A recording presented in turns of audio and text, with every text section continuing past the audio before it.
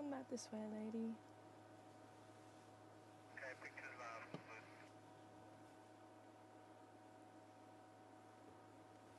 love. Good afternoon, everybody, and a warm welcome to Wild Earth this afternoon.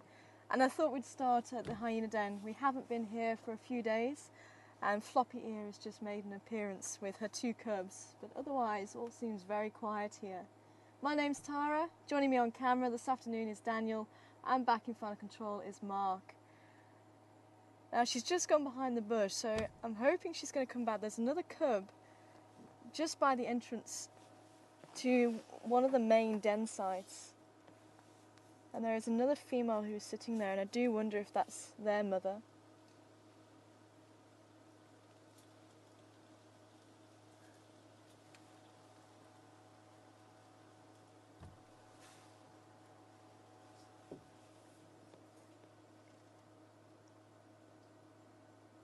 And it sounds like there was quite a drama that happened this morning. I'm quite keen to head back. Oh, we've got a big warthog just coming into our right here. I think that could be what's Floppy Ear's smelling. If she sees him, I wonder if she'll chase him off.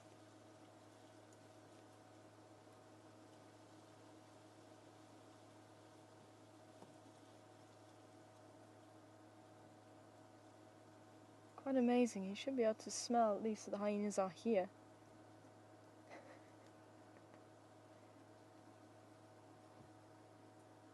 She seems totally oblivious.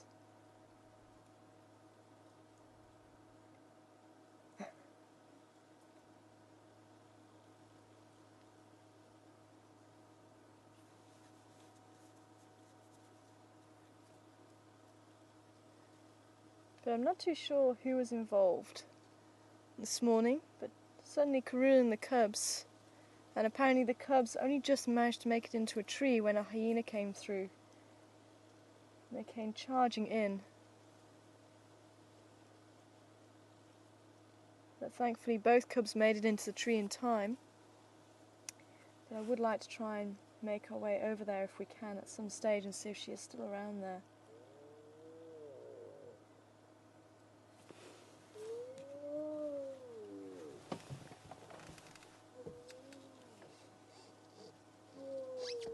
Just going to pull forward slightly.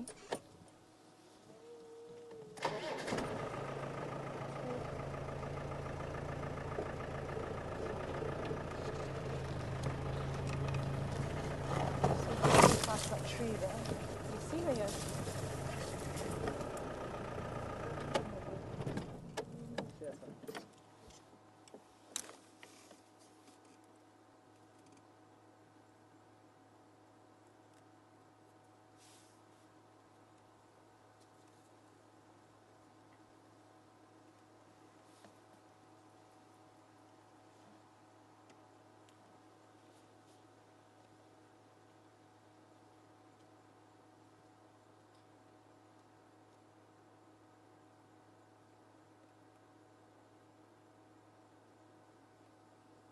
And it's just really a reminder that there is such a fine balance in nature. And unfortunately everybody kind of forgets sometimes that the hyenas also need to live and need to survive. But unfortunately they have this character painted that's a scavenger who is not really good for anything, but actually they help to clean up the environment almost by eating the bones and the carcasses along with the vultures as well. They're kind of the cleanup crew, but they are still also quite a successful hunter.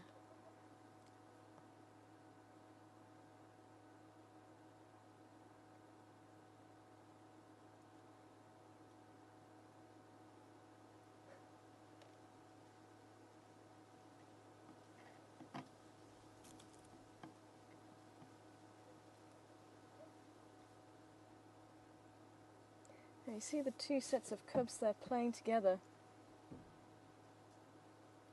But already Floppy Ear's cubs will be dominant over the other set of cubs because she is the matriarch. and her cubs will carry a very high rank within the clan.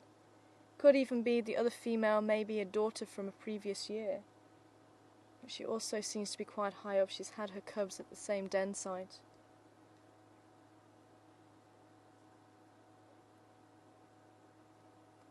Whereas the lower ranking females tend to have their cubs away from the den site. Possibly to give them a bit of a head start. They tend to stay away for a good couple of months before bringing them back to the communal den site. And it could possibly be to give them that chance to grow and to become stronger so that they can stand their ground a little bit better when they are at the communal den site against maybe some of the other cubs. But what was quite interesting is we did see the female with 2 notches in her right ear. Now you may remember we were following her quite closely and we were lucky enough to find the different den sites, and she actually stayed away from the communal den site for a good 6 months, maybe even 7 months. I think Mark said he has seen her back here, so I think her cubs are also around here sometimes.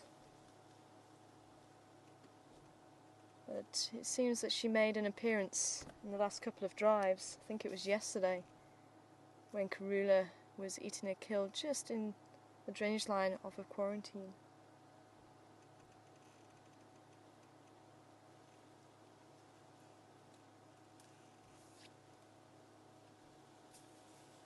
It looks like she's suckling the cubs now.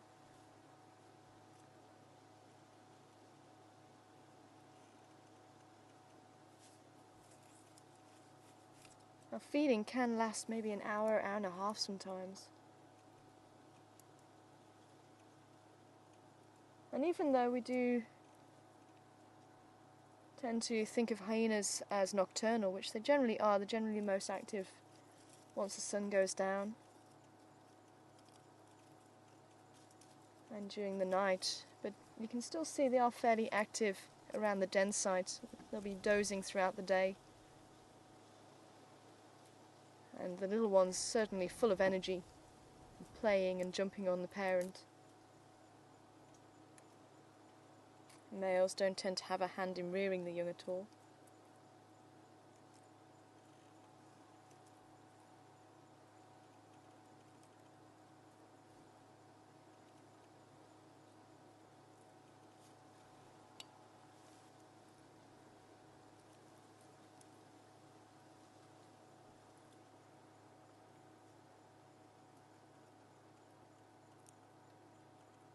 But I think let's see if we can move on and see if we can go and find Karula. Because it may just be she may have stayed put, because it is quite warm today. I thought we'd just drop by just on the way through.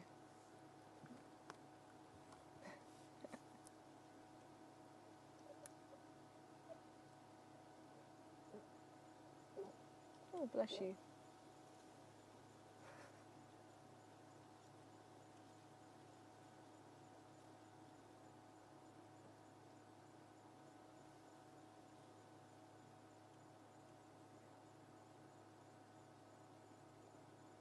And just before we do go, you won't find hyenas suckling each other's young. So even though they do live as a family, there's no allo suckling that's ever really been seen. Whereas with the lionesses, you do tend to find suckling of each other's cubs.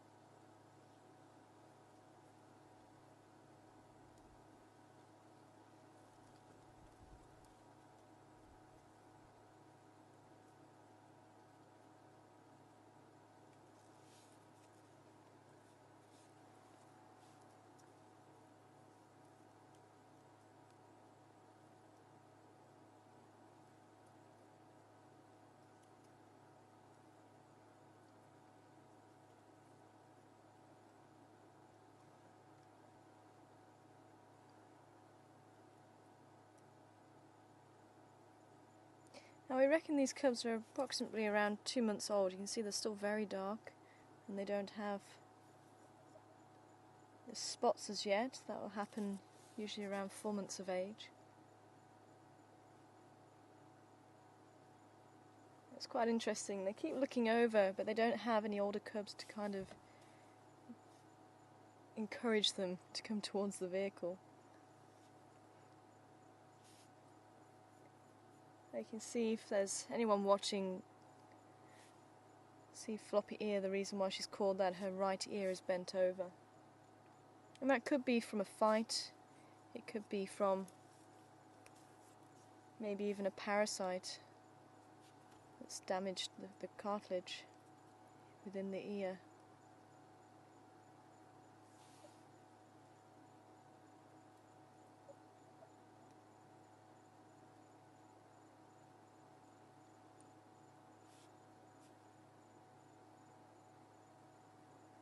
And the reason why we do know she's the matriarch, when hyenas come up to greet, they'll sniff each other's genitals. Now the subordinate will come to sniff the more dominant animal's genitals. And just by watching the interaction with floppy ear, you don't see her going up to another hyena and sniffing the genitals. If anything, you get the other hyenas coming up to her or keeping well clear of her.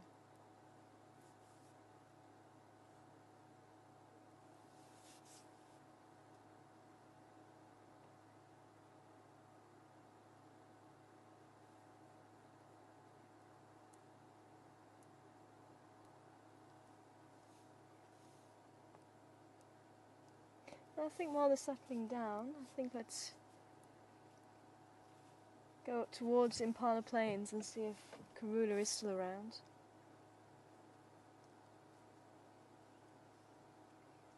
It's great to drop by and see how they're doing.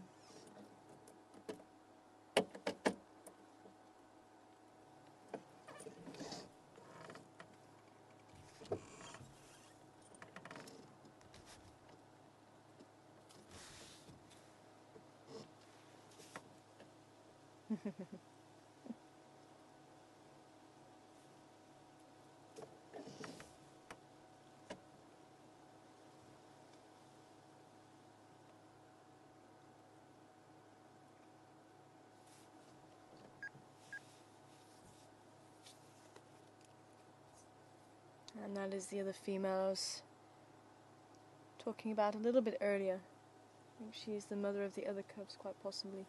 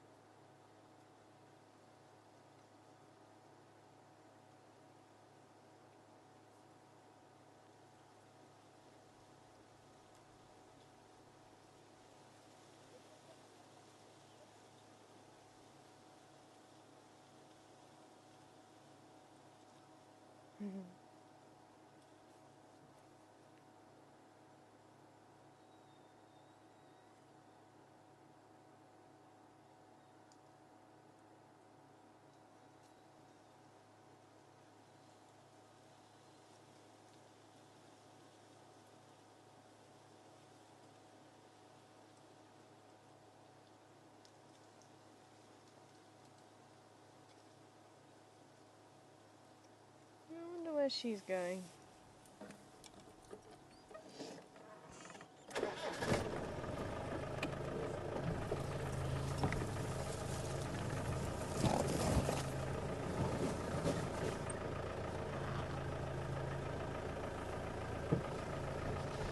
We're just gonna have a quick look, see what they're doing this side.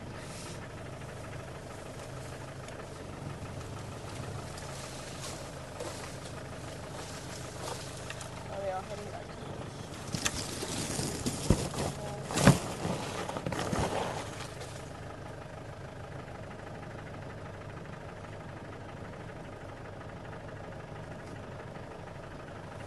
I was hearing some squealing and I did wonder if that's something else. They have gone back to the hole. Well, let's leave them to it. Leave them in peace.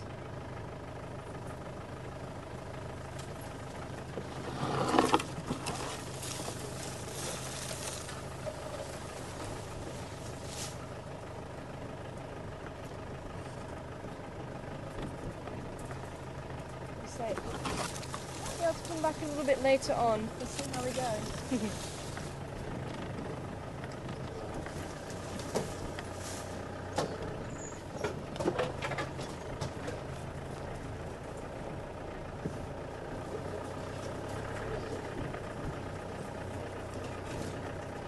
I think certainly it's a day for mother and babies, and definitely for anybody celebrating Mother's Day today. I hope you're having a wonderful day and I hope you're able to see Our Lady of Juma this morning with her cubs.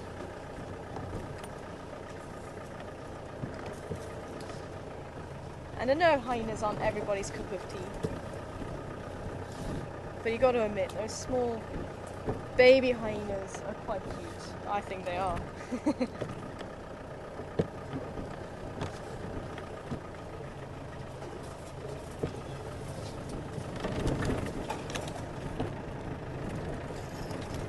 But I think let's continue up Rebecca's Road and onto Impala Plains, because I would also like to see if there's any tracks of the lions around.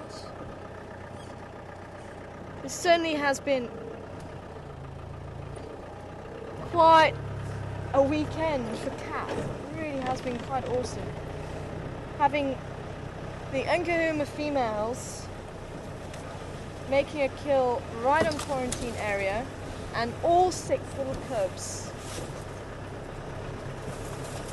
Probably about the same age as the little hyena cubs, all around.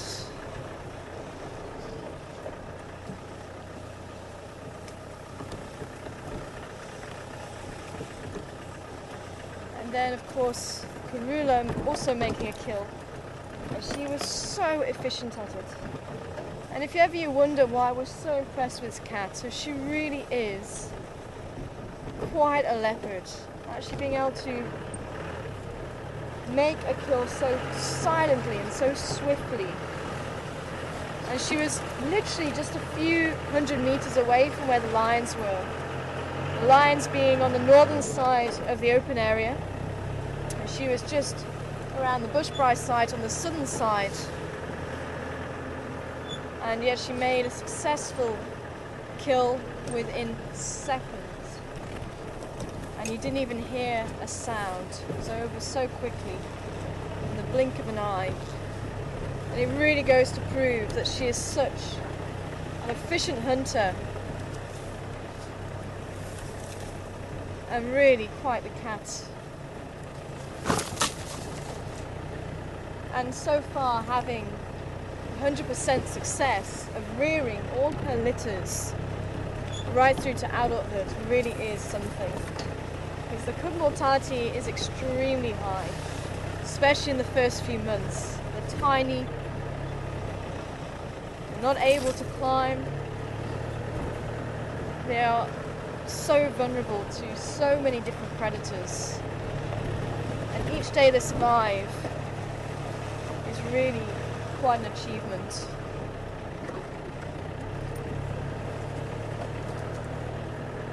And she really is quite a lady.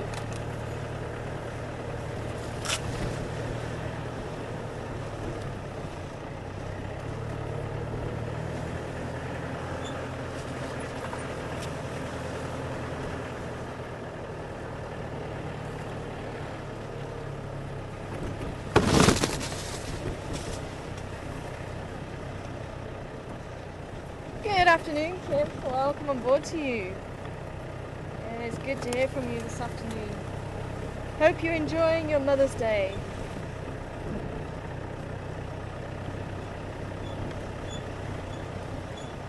Wanting to know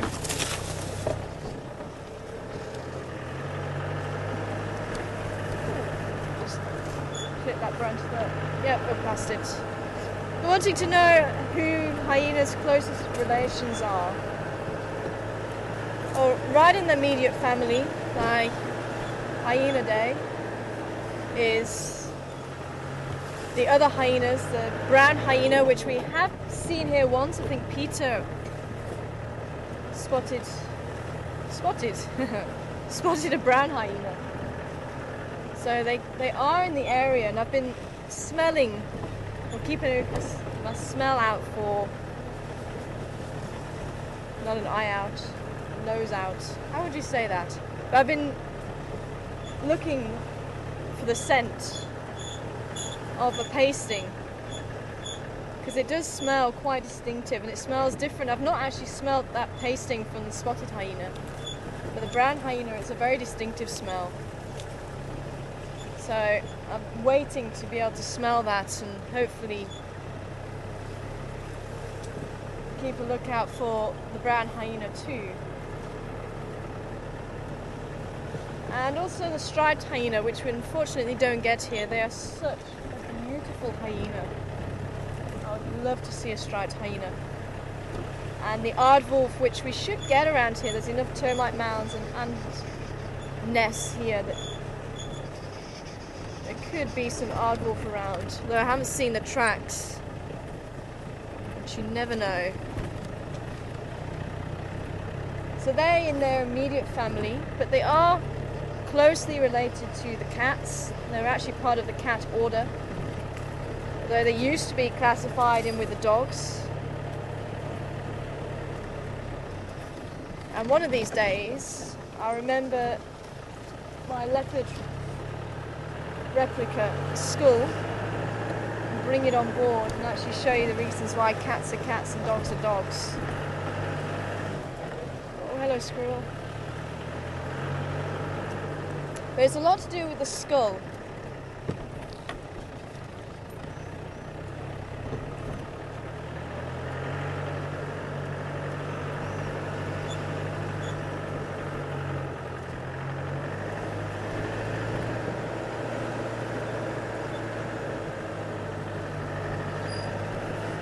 Good afternoon, Tim. Good to hear from you. And I hope you've been enjoying the drives the last few days. Wanting to know, do we have any wild dog in the area? And yes, we do. Wild dog are very restless creatures. They don't stick in one place too long. And generally if they stick around, it'll be because they have a den.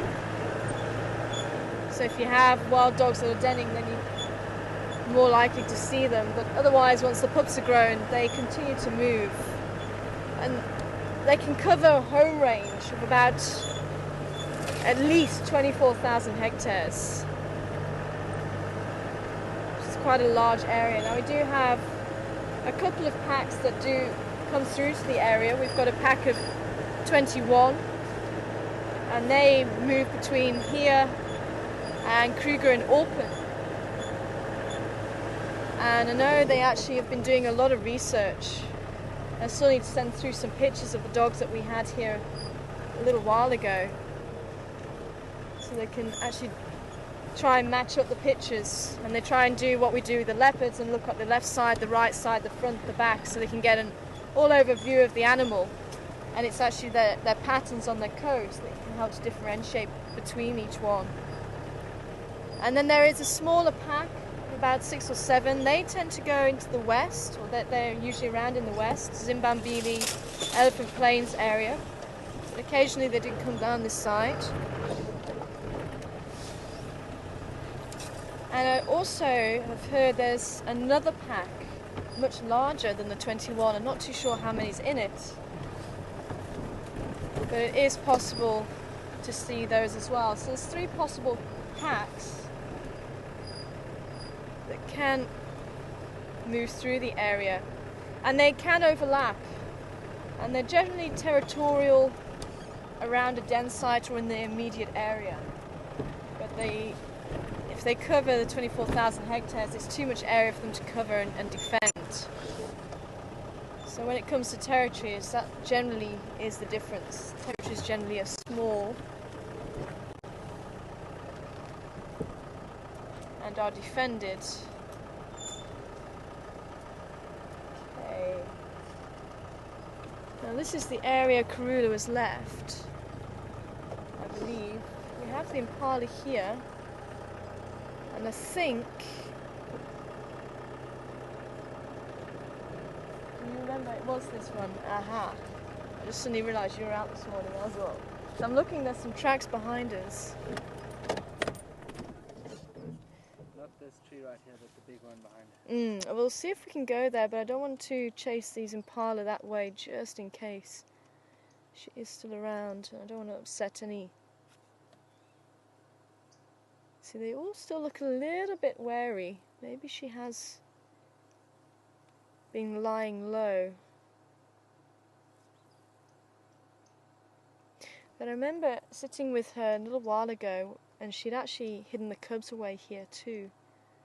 So she does like this area a lot.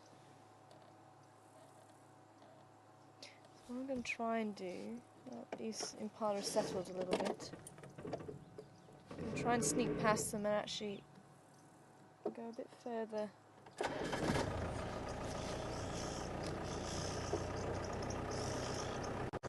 Up and round.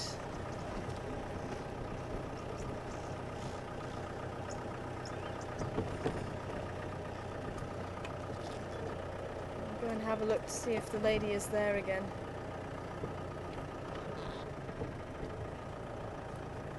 See, the ram is still trying to herd the females back this way. But they do look very wary. You can see ears are forward. I'm keeping a lookout, and I don't blame them. So maybe she did try something earlier.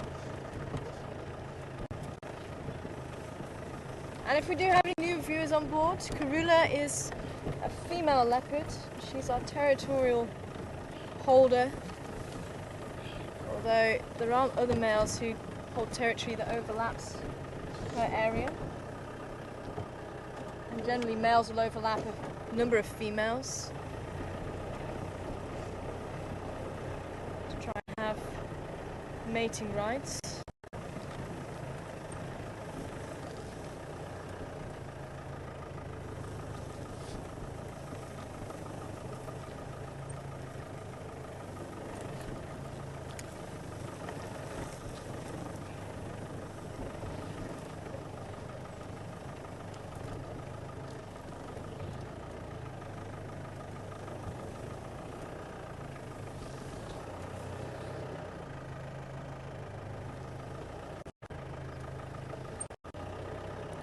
With it being so hot, I'd expect her to be, if she is still around here, in the shade, lying down, maybe where there's a little bit of a breeze.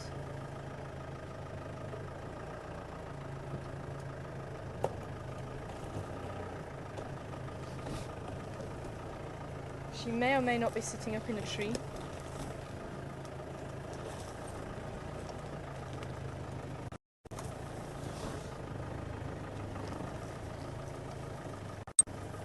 want to try, because last time I was with her, she liked this weeping wattle over here. I think let's just quickly try there, just in case.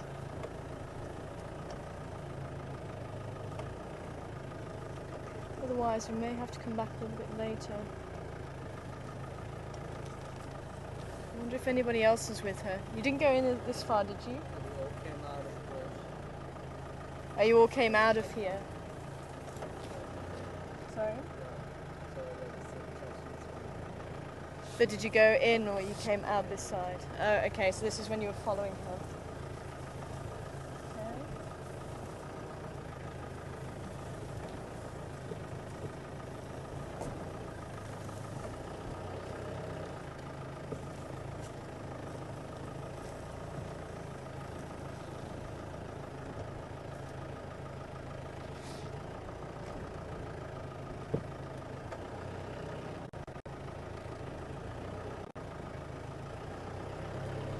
She's just lying down flat. Then we may just be lucky enough to see a tail flicking. Is she in the tree there? No.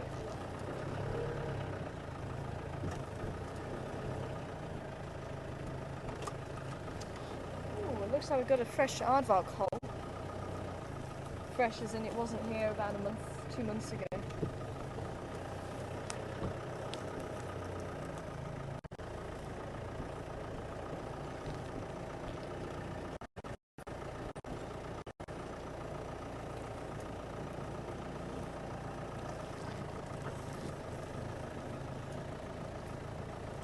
This was the tree.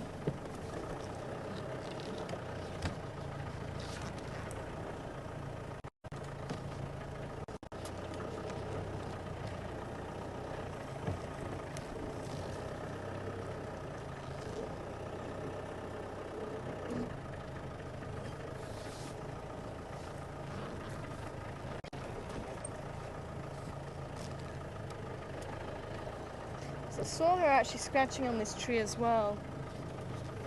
I think she does use that as a scent post, this weeping wattle to our right.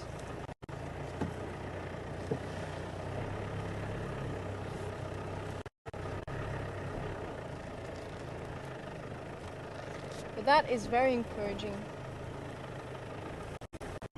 So the aardvark have been around here.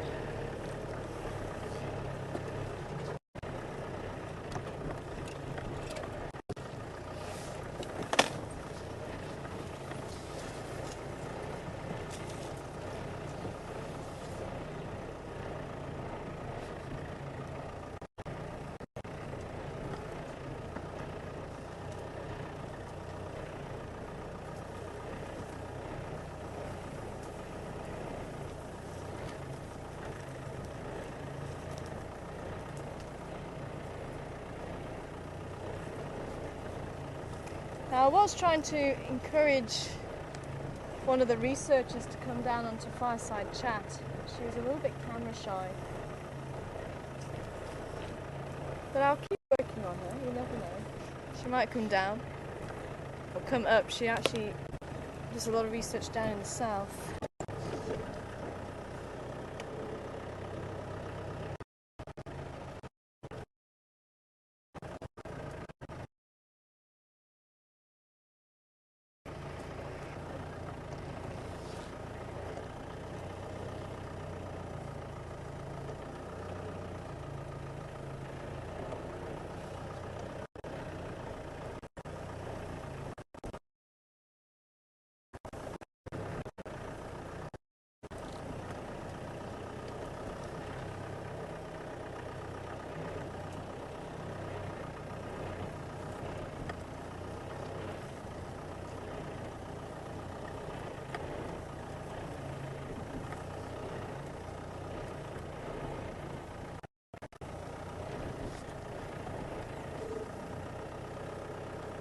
Maybe we need to try the other side of the tree. Some more tracks just.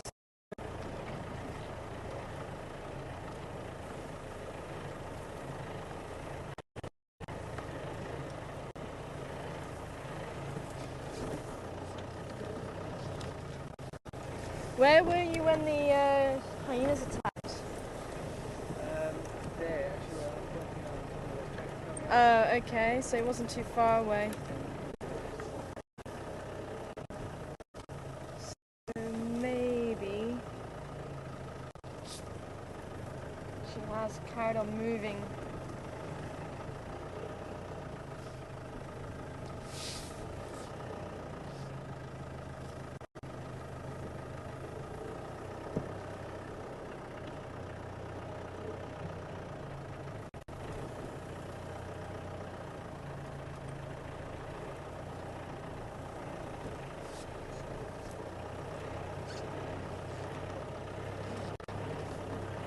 Oh well.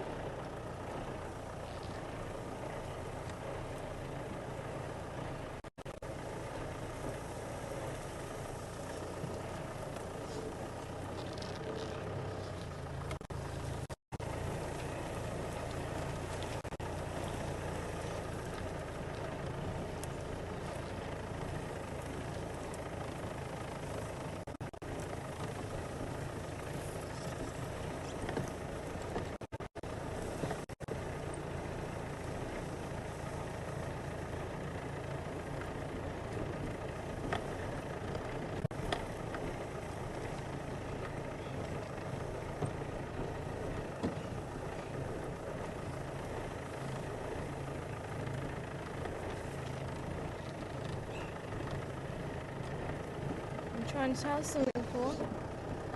Hearing a little bird in the tree. Can't see him though.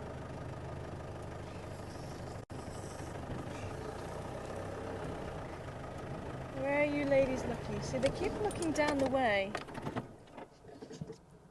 Wind is blowing from the south to the north generally.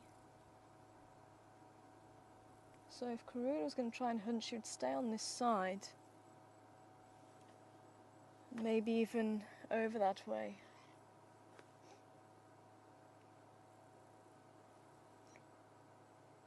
Because when you came in this morning, where were the impala? The Do you remember? Impala moved down to the right. Oh, they moved down to the right, so behind where the tree was. So they cut right across here. So it could have been they've just completely moved in front of where she was.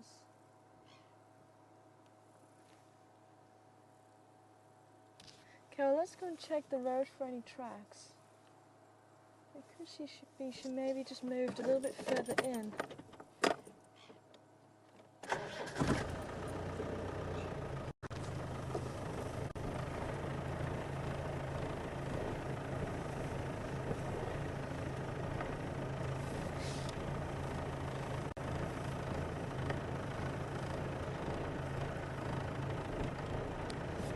I do keep looking that way.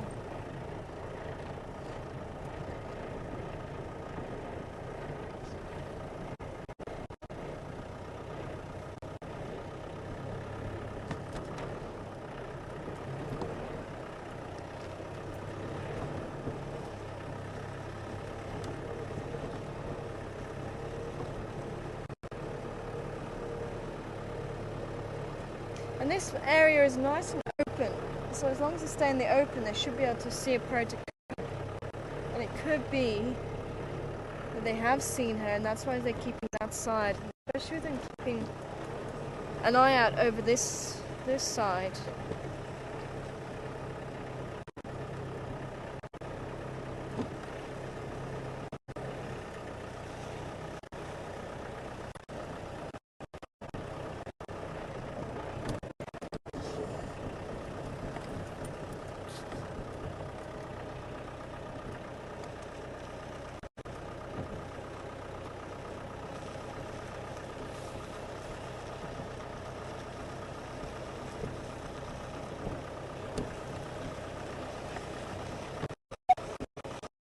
We may lose you a little bit up here.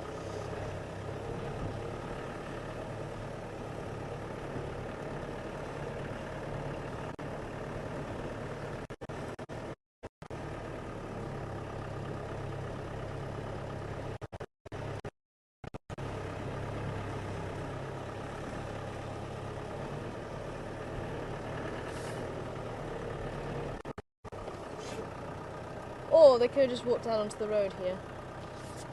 Hang on, just saw a track.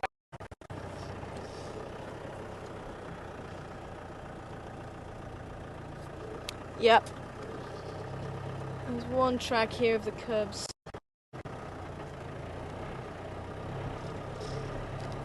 And there's another one. They walked, and there's the track of Karula. So they did walk up here a little bit.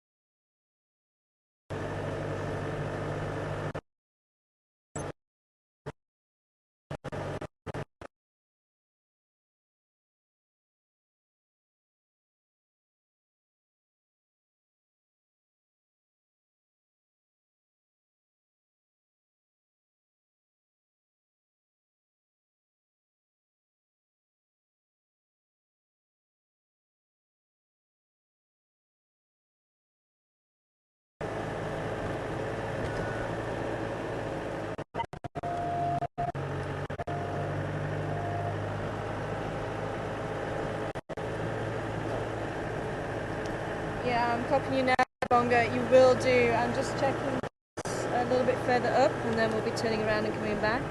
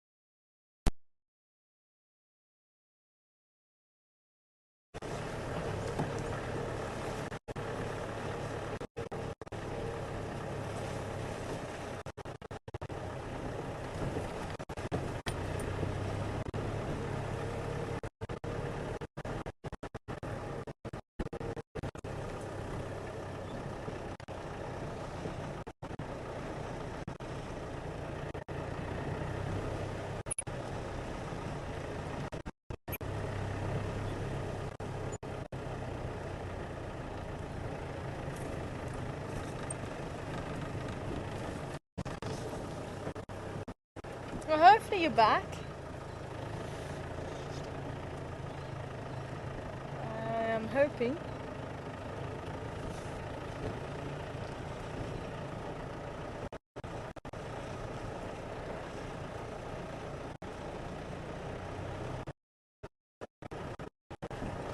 We're still looking down this way. Maybe we need to climb Triple M.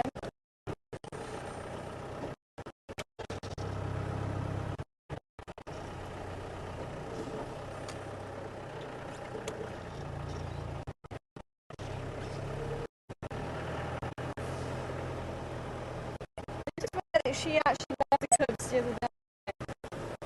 Just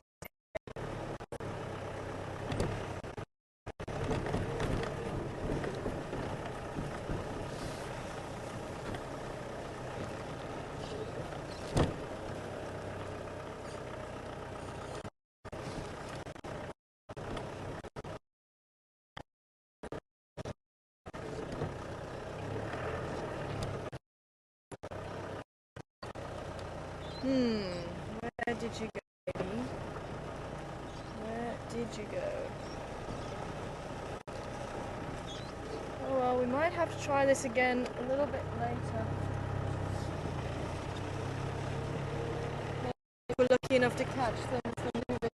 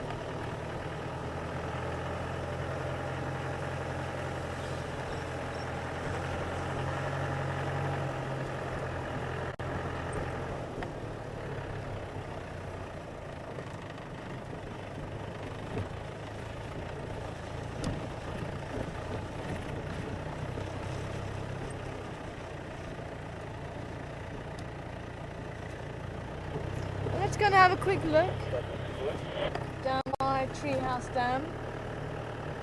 Have a look around there. And maybe come back in a little while.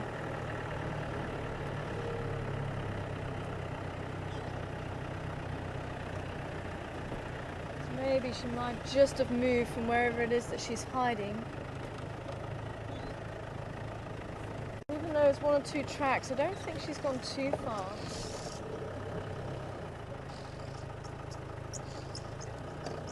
So look at the posture of these impala. They really are very skittish.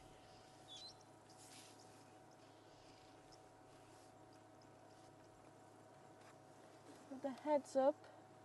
I don't know if we lost you, but I did see one or two tracks on Impala Road, but they didn't look fresh.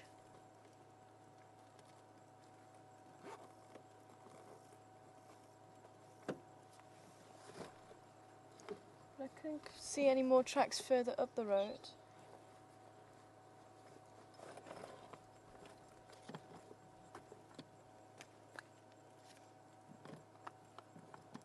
And I say with one kind of getting a fright, they all seem to get a fright.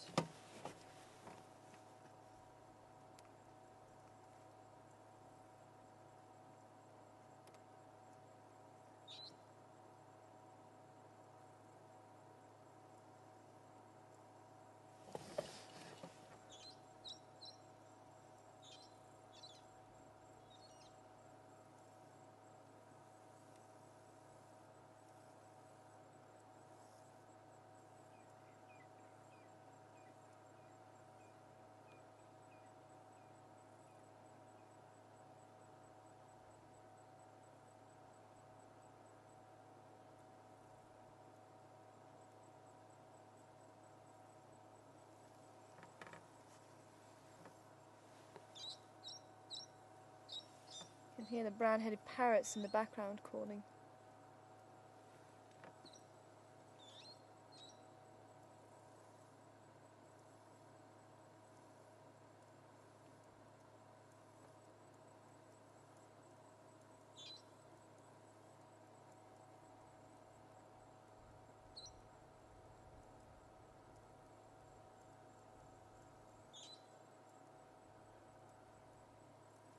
She may have just taken them a little bit up the road and come back in again.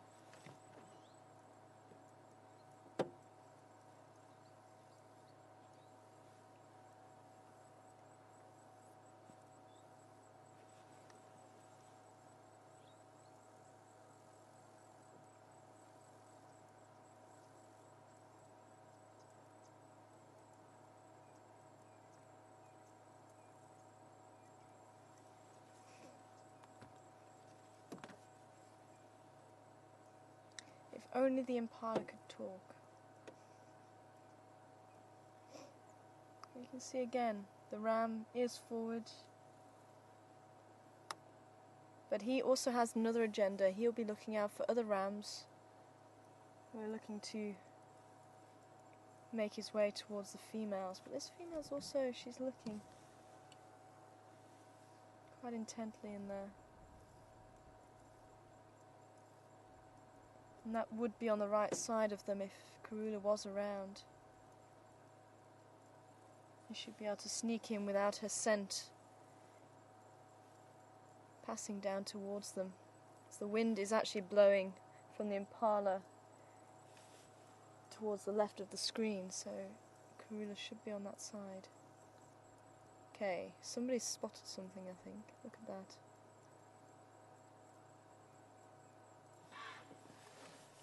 Ha!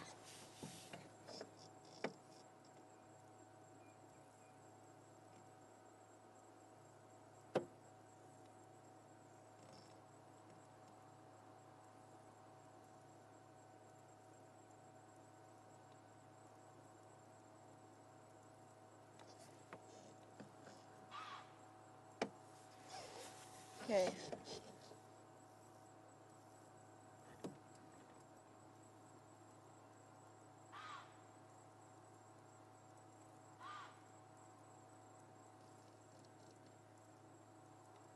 Still can't see where he's looking. I think we need to move now they're off the road.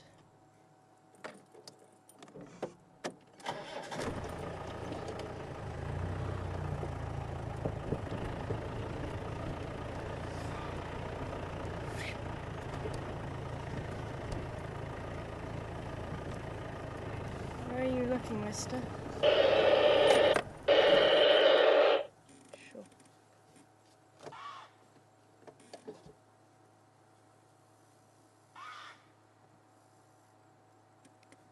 The fact that he's actually taken them that way.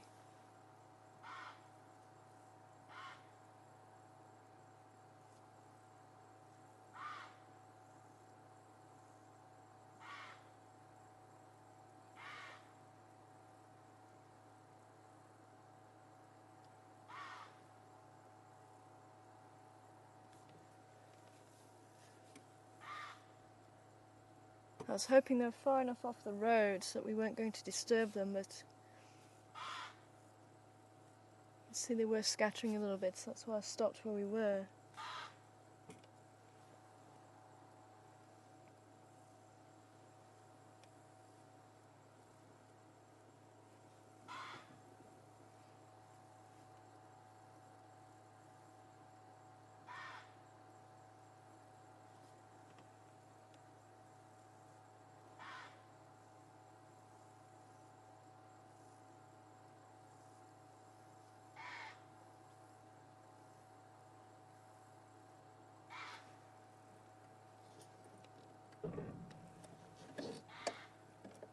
Okay, let's try again. Looks like it's over that side now. What's quite interesting, the females haven't taken up the call.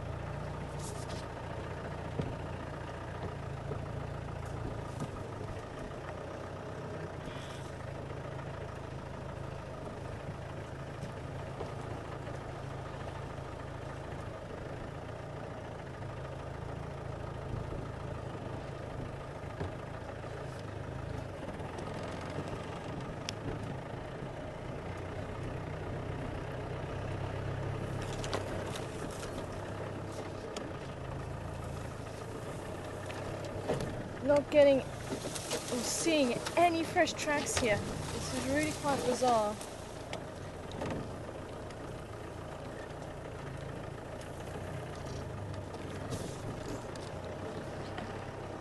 Nothing crossing here over our tracks whatsoever.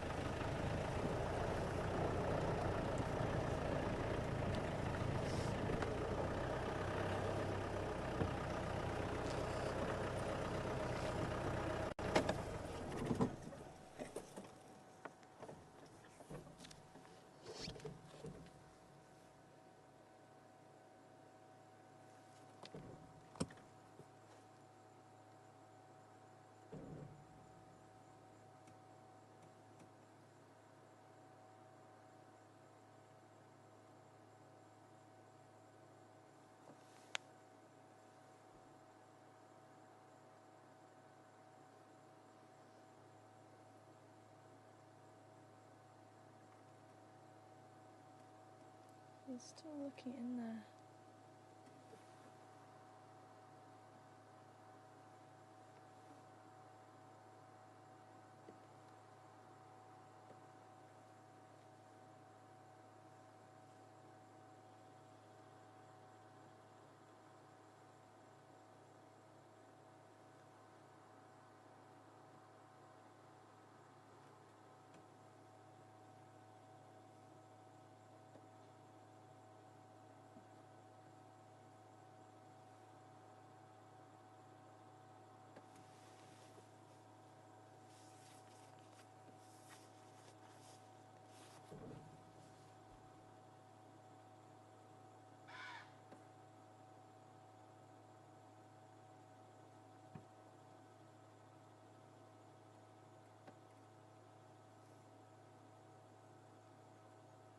Again, just looking where he's looking, I expect to see what he's looking at, and I'm not seeing anything.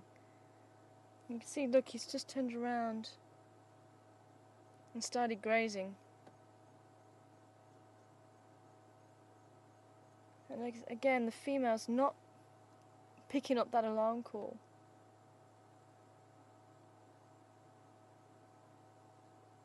There's no tracks over the road that I can see, and yet they actually stood looking, and it looked like whatever they were watching crossed the road, or looked like it should have crossed the road. And yet there's no sign of anything crossing the road there.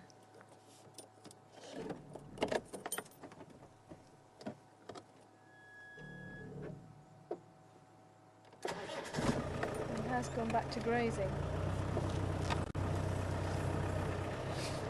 I have seen impala mistake warthog before. I'm getting a little bit upset for warthog crossing, and baboons also on occasion.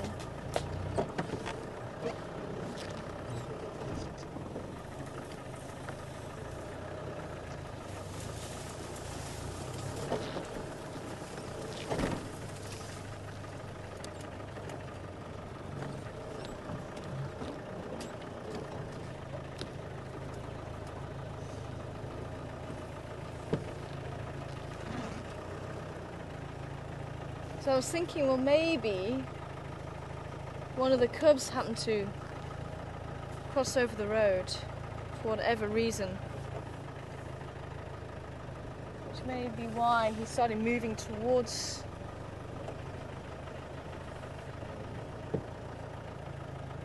it, whatever it was that he was seeing.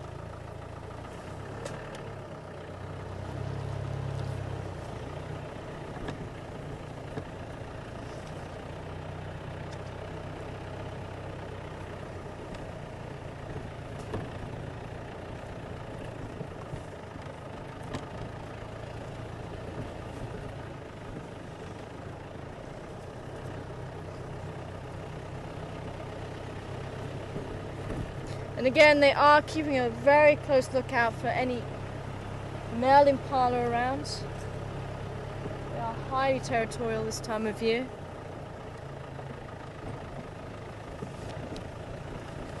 And the females who stood next to him should have seen what he was seeing.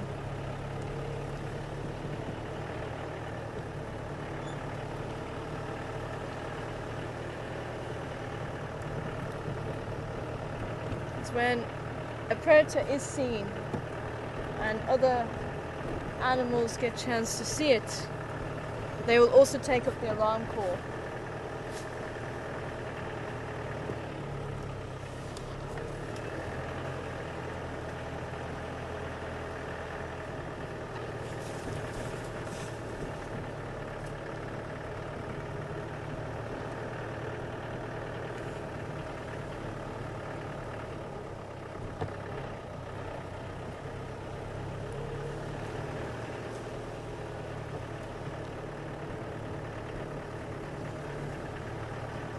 Good afternoon, all stations. Can anyone copy me this afternoon?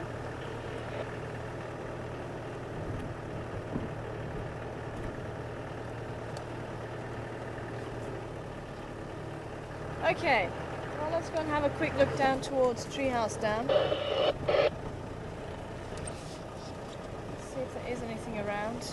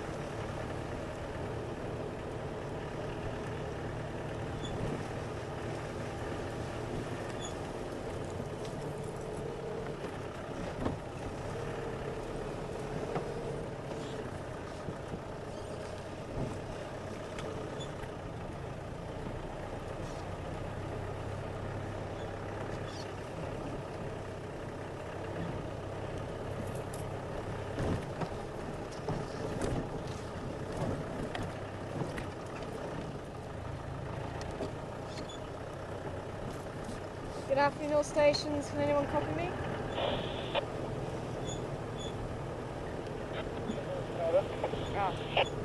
Good afternoon. I've just had a look around Impala Plains. There's some marla collaring that I couldn't see what they were collaring at, and they've finished now.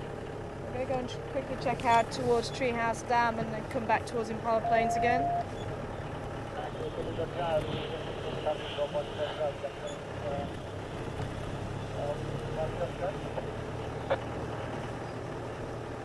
Copy that, thank you.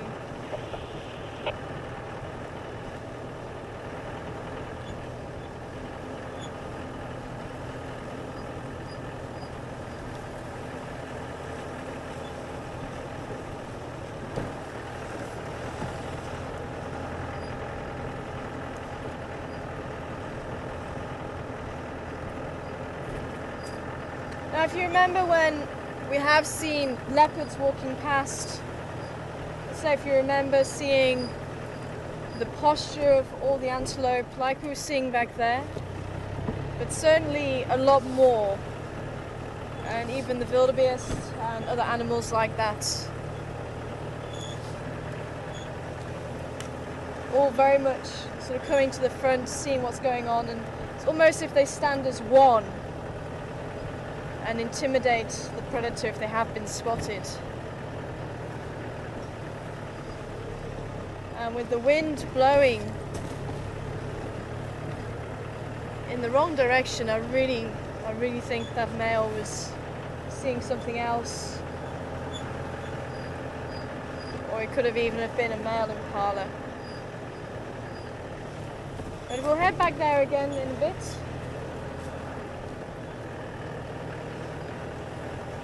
Maybe see if we can time it right for Karula, if she is still in the area, to wake up. I'm hoping. I think there was a question coming through earlier, but there was a lot of breakups, so maybe we can try again.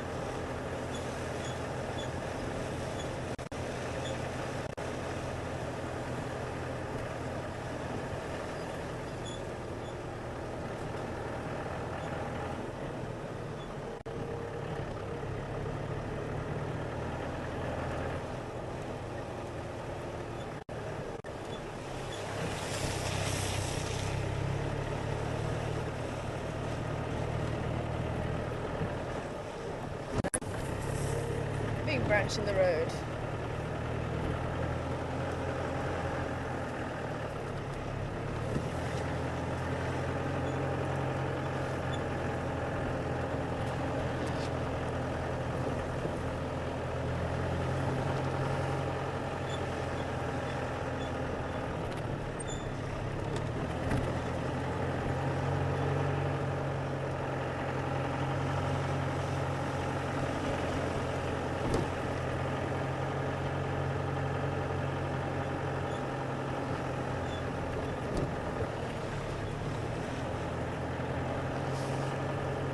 Okay, maybe we can give the question another go.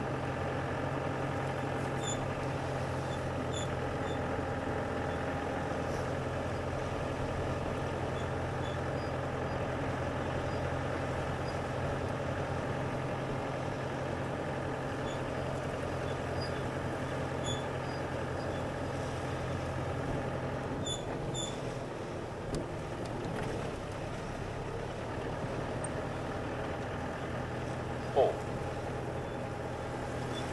you try and send the question through again, please?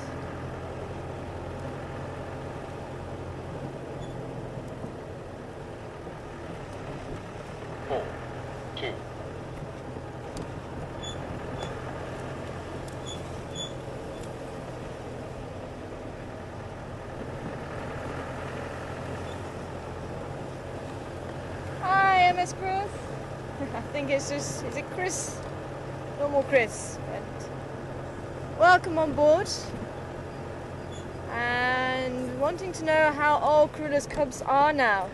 They're approaching 6 months old now. So it was probably around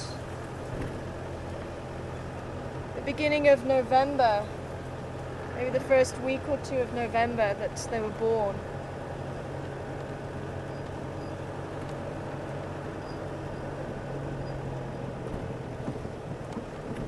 So they're very close to being 6 months old now, if not 6 months old this week, quite possibly. And they've got quite large. I can't believe it. I saw the pictures of them the other day. And they are growing quite rapidly. And I am hoping to continue with the blogs. I haven't forgotten about them. I've just been extremely busy recently. But I think Mark said he's going to try and write a blog about what happened yesterday with the lions, and I'm sure he got a lot of beautiful pictures to share with you. And if anybody does still have any pictures of the cubs they would love to send through and share with everyone, please do. I'll see if I can write a little bit about what happened this morning on Ruan's Drive for anyone that did miss it. I think there will be some diaries coming out as well for anybody that did miss what happened yesterday and today. I think Mark said he might also write a little bit about that, but certainly if anybody would like to send through any pictures that I can use for future blogs as well, please do. It's always great to have them. And if there's any really nice sightings, I'll be able to let everybody know about in blogs as well. And I will continue on with Karu's family tree. I still have Mishu to finish off for anybody that wants to read a bit more about Mishu. And Induna, I still haven't written about Induna as yet. And also Mvula. There's a few people that did send pictures through of Mvula. And hopefully we can fit him into the extended family tree. He's not really related to Karura as such, but he was seen mating with one of her daughters. So I think with him being in the area as well, it's also nice to try and show that and talk about him. For anyone who wants to know a little bit more about our leopard family.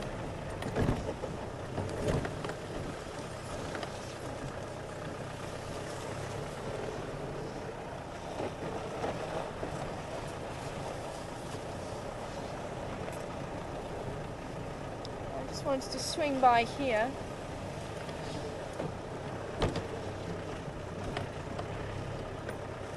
Ah, we have one of the hippos here.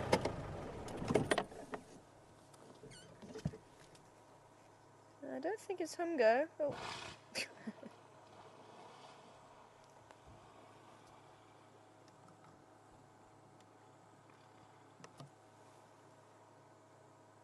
Nope, no notches in his ears. But most likely a male, being on his own. Females you'll generally find in a pod or a raft, small family group.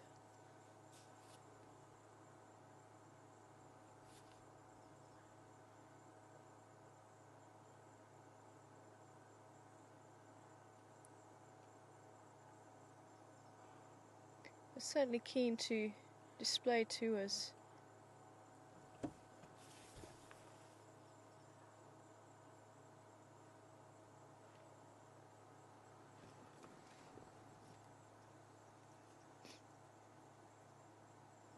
I think someone was asking a little while ago, do hippos ever blow bubbles? And I think that was blowing bubbles to show threatening displays. There we go.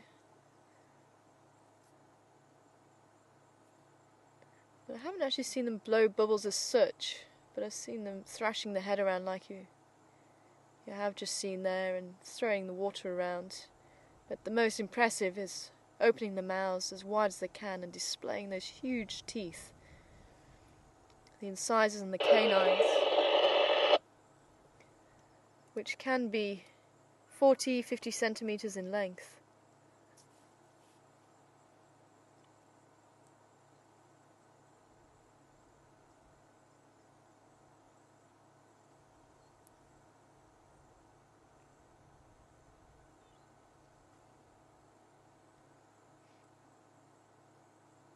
And also someone asking if there was any evidence of them eating the weed that's around the edges of the dams at the moment. And I think this is the knotweed. It looks like the knotweed. I keep meaning to get the Latin name for it. But it certainly looks very similar to it. And we haven't seen them eating it. It doesn't seem to attract the hippos in that way. There is plenty of grass still available. The only water plant that you really hear of them eating is the water lilies. And don't really see any around here at the moment. We have got a few in the dam down at Twin Dams, the blue water lilies. Although they don't have the blue tint to them.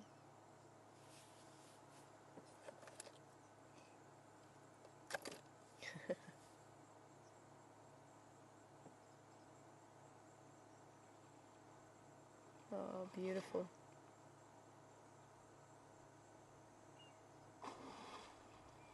There you go, thrashing the water again.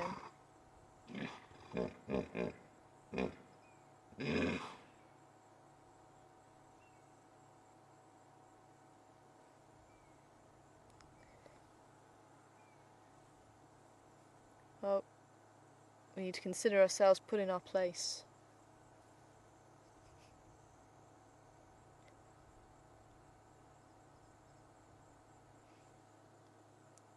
I don't know about you guys, but I'm certainly not wanting to go and join him for a swim. After all that, he'd be very grumpy with me.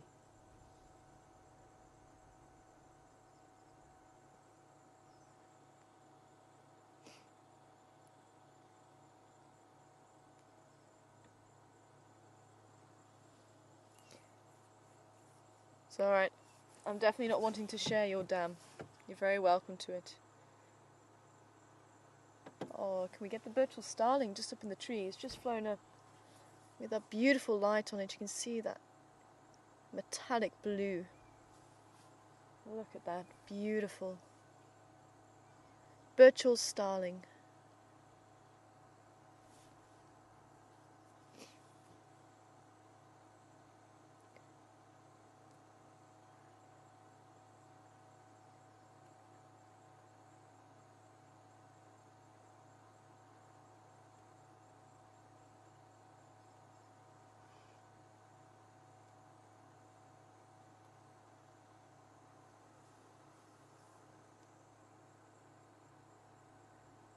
And from here you can see that dark eye and that long tail which differentiates them from the Cape starling. The Cape has the bright yellow eye and a very short tail. And for me, that the Cape also has more of a green tint to their feathers, whereas the Birchall's is quite blue.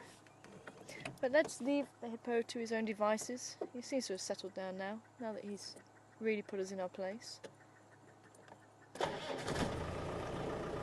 He's just picking up there as we move on.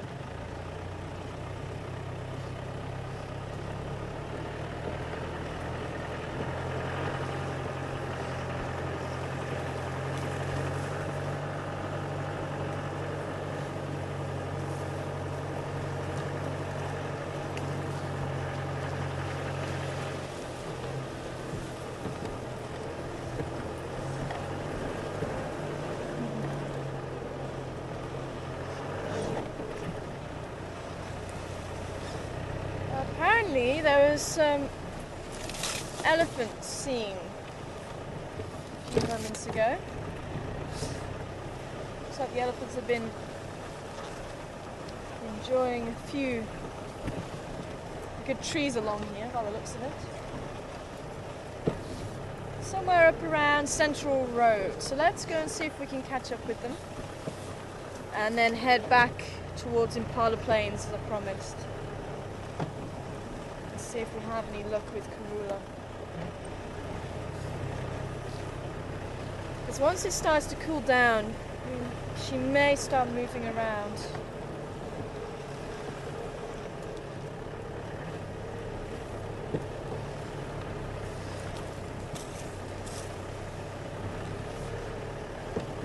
What we have seen with Karula is that she does tend to move the cubs. Ooh, huge millipede in the road. Okay, I'm going to see if I can bring him this side. It's going to be a bit difficult trying to go down to his level.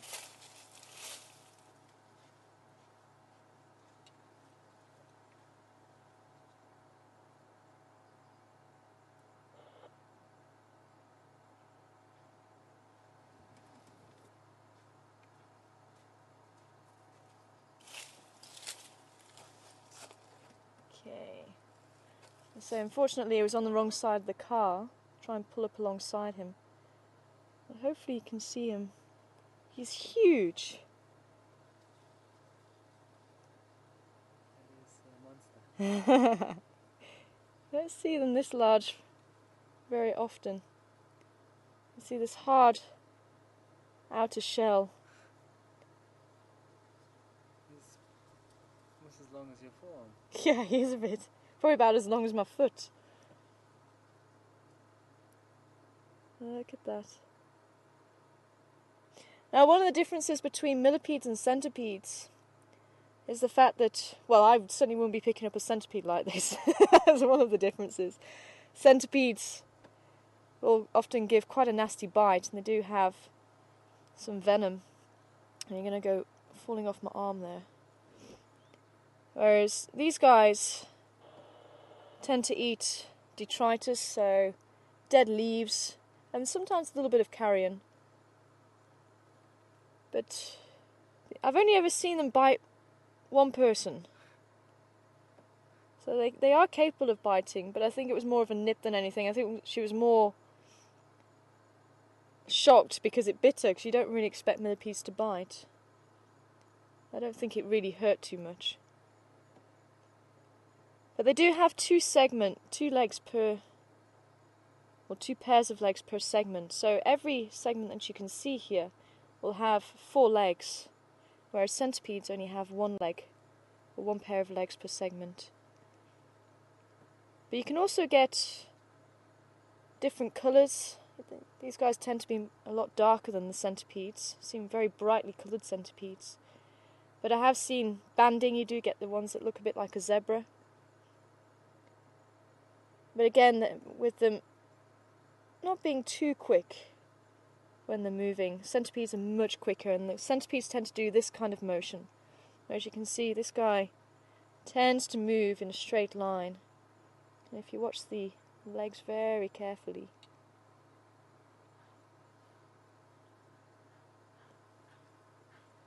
and that is a male impala behind us.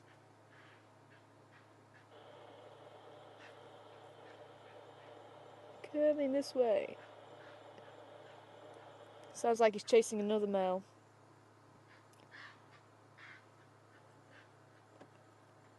I'm going to put our millipede down to see if we can continue on. I'm going to put him off the road so we don't go driving over him there.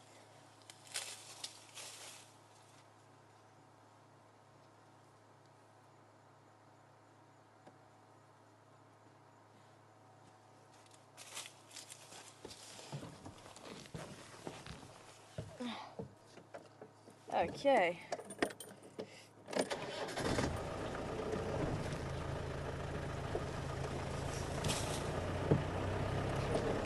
And it's funny, you get some millipedes that don't mind being picked up, some millipedes that do.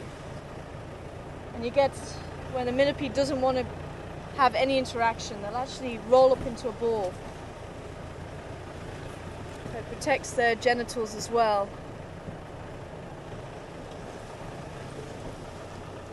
And the rams run off.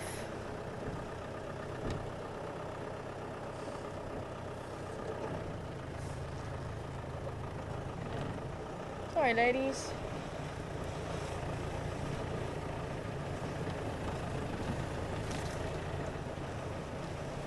You must have run into the drainage line.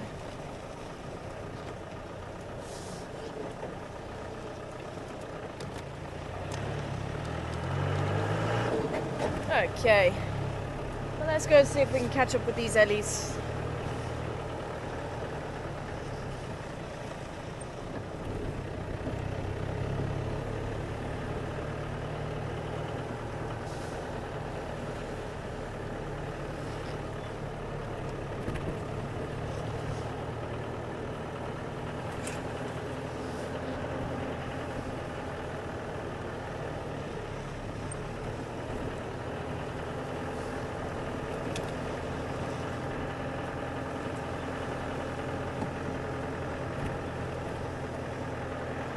I think there was a question from Roy earlier. I couldn't quite hear it, but I think maybe you were asking what is either an aardvark or an aardwolf. Aardvark, okay. I had a little bit of radio breakup there. But welcome to you, Roy. Good to hear from you. And an aardvark is otherwise known as an earth pig, an ant bear. It's got a number of different names. But earth pig is the direct Afrikaans translation. and he has a long snout, big ears, big claws, and digs for termites and ants. And I have seen a track round by Treehouse Dam, and now that's fairly fresh hole. As I say, it wasn't there a few months ago.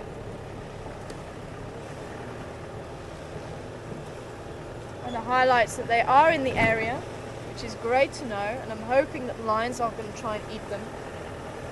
Lions, unfortunately, find them very easy prey. They're not very fast moving. Although I have seen, or I have had friends see an aardvark almost boxing jackals out of the way. There was 2 jackals giving an aardvark quite a lot of grief. And apparently he was actually hitting them with his front paws like this. Which was quite comical, apparently.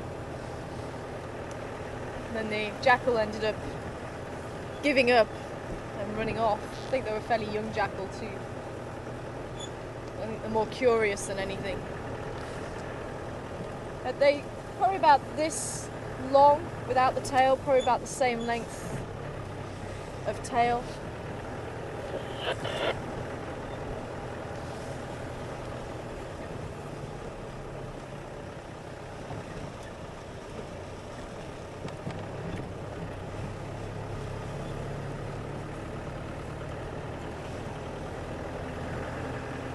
Is Ready Station still with the Indlov?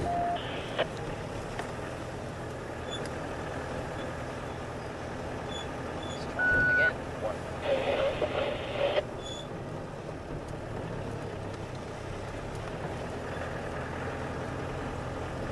Are there any stations still with the Indlov?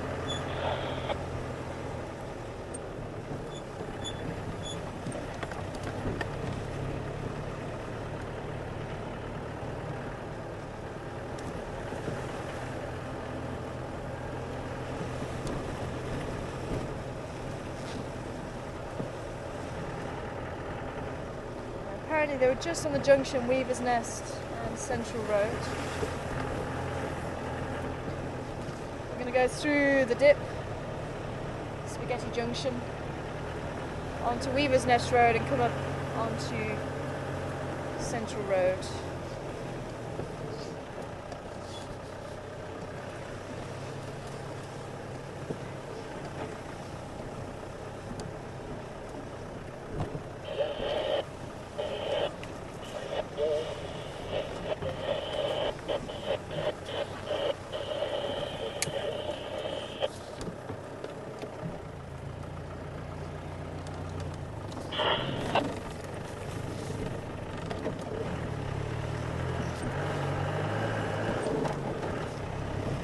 Ephraim, come in. Sorry, I didn't copy who had the Indlov earlier. Is anyone with them?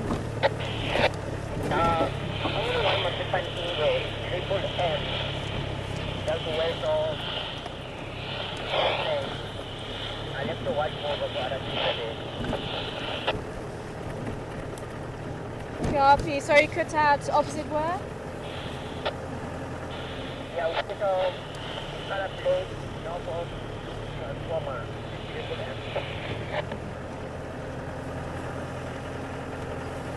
Copy that, thank you.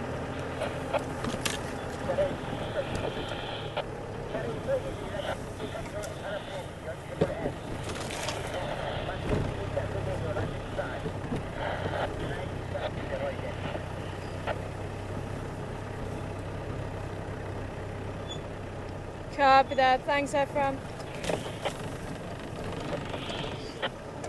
And we have the elephants up here.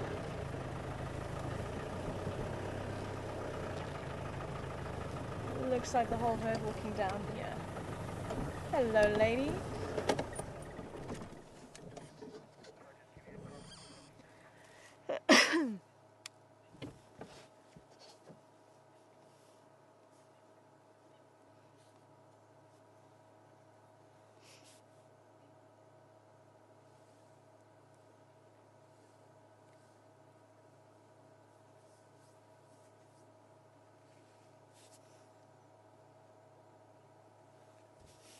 stations. I've got the Indlov on Vulture's Nest Road.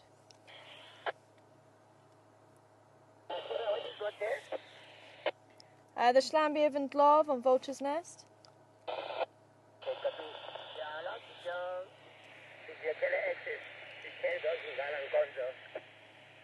Aha. Copy that, thank you. I'm going to be heading back around that way. There's still one station on Triple M?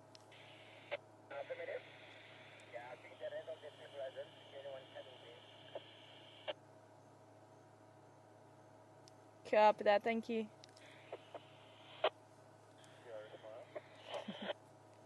Good afternoon, go ahead.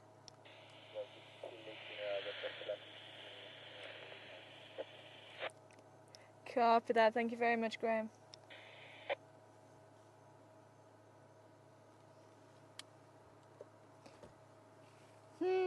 As the sun's starting to set, everything's starting to come out. Sounds like we're probably just a little bit too early for the movement of the curbs. Apparently there is one now seen on Triple M, basically where we were looking, so they must have been hiding very well. And apparently the baboons are up by Yuri's house, and I'd love to see that new baby. I don't know if we've seen the new baby yet.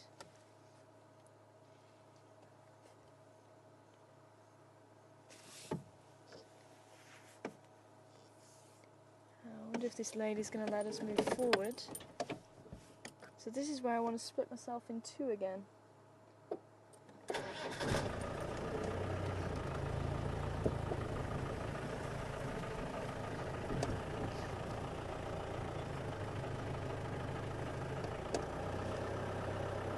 I'm going to let us bypass you, lady. We're going to have a look at you.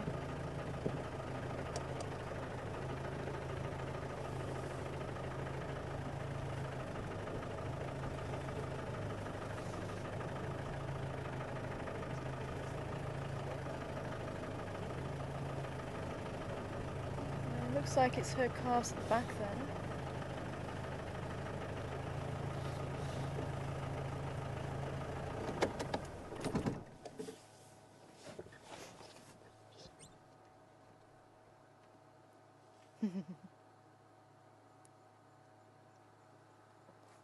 Always amazing how calm elephants can be.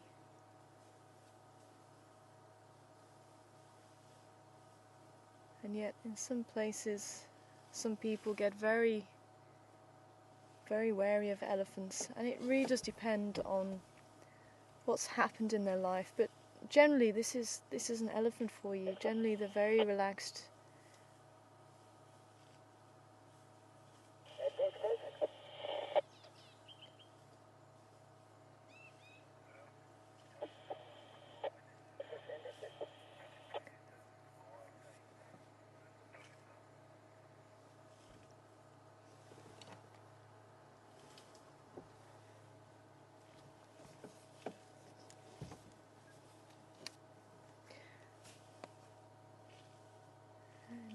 Looks like she's going to come out just by the tree again.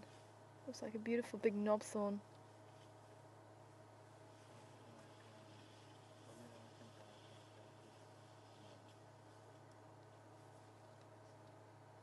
Good afternoon, Dolly now. Good to hear from you. It looks like they are heading further back. I wonder if there's any more of this herd. It looks like that was one of the family groups, and I think there's some more walking down this way. We're wanting to know if an elephant dies, will predators go after it? And yes, they do. You will find hyenas.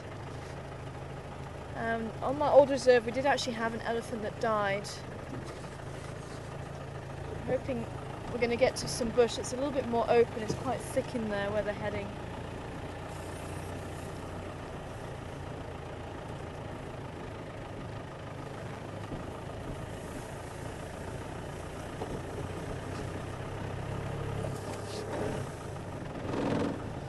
And also we had brown hyenas on the reserve. We didn't have spotted hyenas at that stage.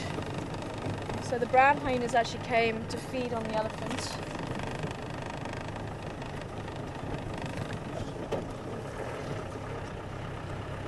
As well as bush pig, and the lions also came to feed on the elephants. So there are actually a number of animals that will eat elephant.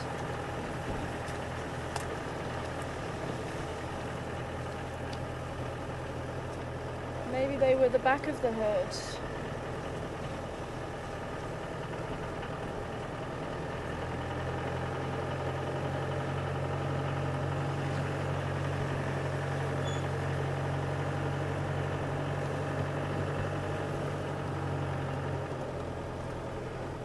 Looks like it. I thought I could hear some more branches breaking.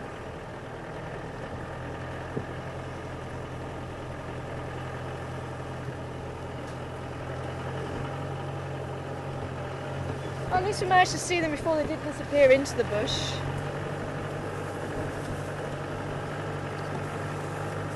I think we do need to head back over towards Triple M, which is where evidently the cubs have now been found. It's always the way, I always lose track of time. I was thinking we'll just be like half an hour and then go back that side. There's just so much to see. I need to split myself 4 ways. So we could actually leave part behind, waiting for them to come out.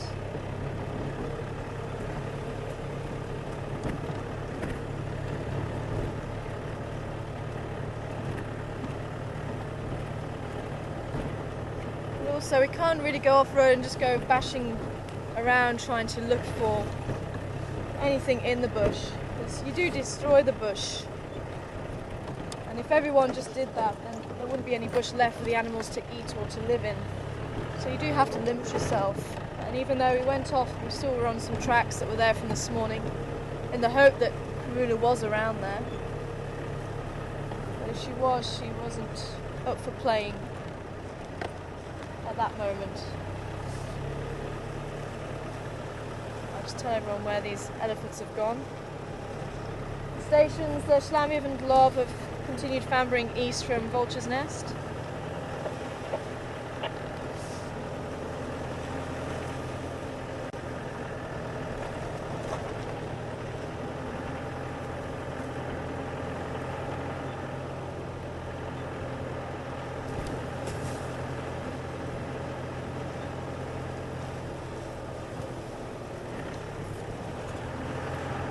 Alan? Is it Alan or Ellen? I thought it was Alan. I think it's Alan. A good afternoon to you, Alan. Wanting to know when Karula's cubs are going to be named. I'm sure everybody wants to know too. But the last time the cubs were named, one of the presenters, Rexon, spotted the cubs first. So in the Sabi Sands, it generally falls to the guide that sees the cubs first to name the cubs. So with Rexon actually seeing the cubs first, he was able to name them. I think that's one of the reasons why they got named so early. And we were waiting to see what the sexes were, but Lex was the first guy to see the cubs, so he definitely needs to have an input in it. As far as the viewers having an input, I'm not sure. We'll have to ask Lex. They were also wanting to see what their characters are like, because I think last time we managed to see Misha and Duna quite a lot more. Karula was a lot more in this area than she has been with these cubs. She's been spending a lot of time in the west for some reason. So I think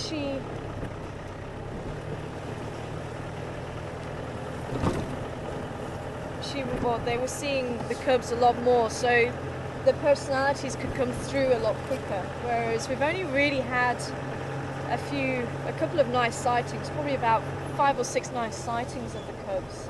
So we haven't really had a chance to get to know the cubs yet. At the moment it's starting to come through that the little male likes to climb trees a lot.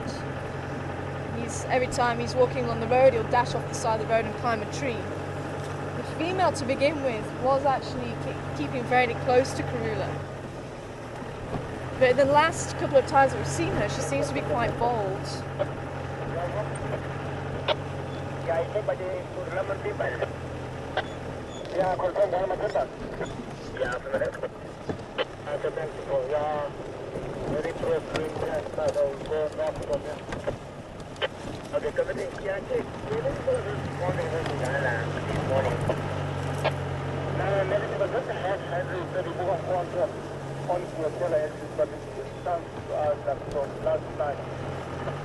Okay, just an update about the lion tracks heading west on Voyatella Access Road.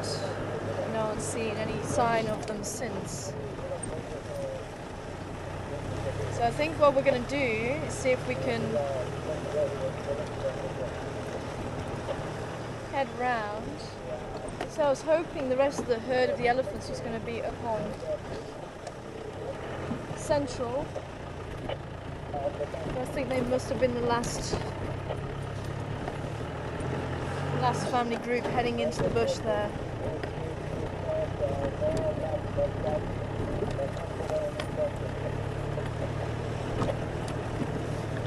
Just have a quick swing by the baboons, see what they're up to, and then we'll head on towards Triple M.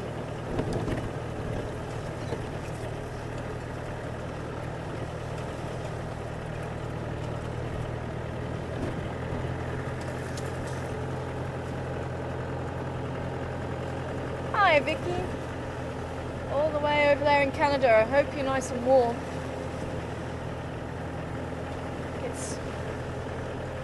Should be around getting towards your late spring, getting into early summer now, I believe. I'm saying that because I'm starting to feel a little bit of a chill. Oh, there they are. Thought they were further up that way. See where the rest of the troop are. Oh, there they are. I'm going to come across here. Oh, shame. Sorry, guys.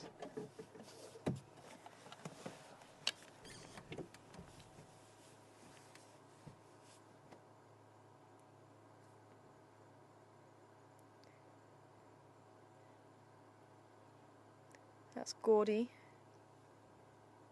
and Huey, the little one on the left. So there's the two males. Sub-adult male there crossing the road. And I think Mrs. Psycho went around the back of this tree here. And for anyone that doesn't know Graham, he was sitting on the quad bike. There we go. And he's been studying the baboons for probably about 7 years now.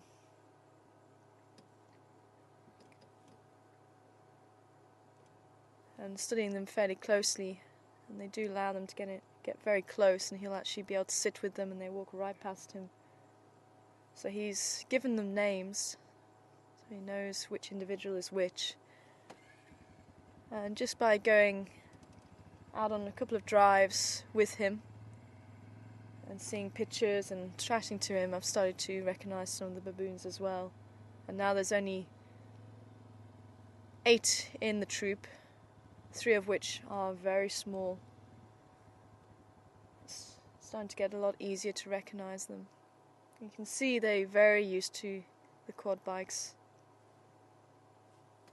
I am hoping that we can get a glimpse of Shirley and her new baby, because some of us were getting a little bit worried because she was pregnant she looked heavily pregnant, and when I first saw her after Graham mentioned it and I was looking out for it, she did look very heavy. And generally when an animal looks very heavy, they're very close to term, and the fact that she hadn't given birth, I was starting to get a bit worried, and I thought maybe something had happened. Maybe even a phantom pregnancy. There we go, there's another one coming out here. And that's a little Elby there. lowest ranking female and member of the troop. LB left behind.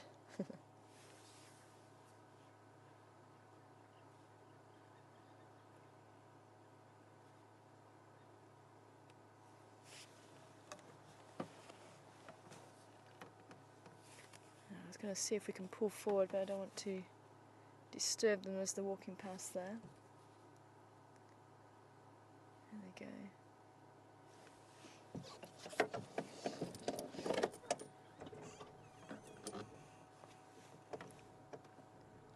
They're both there. Ah, they're going around the bush now.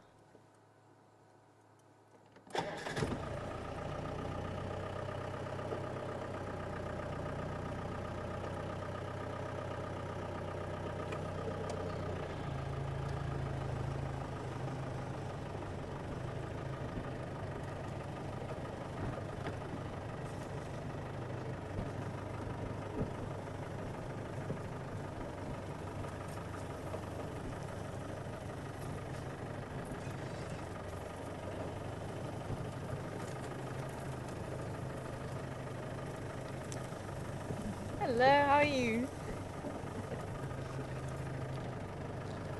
Let's see. I'm going to just cut through here.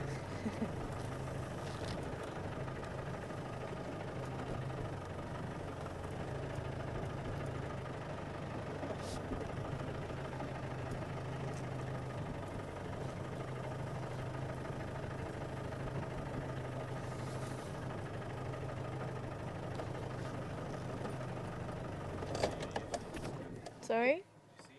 No, I actually thought they were further around this way and then I saw you two there. Is she coming out? Is this her? Oh, she went round that way. Ah.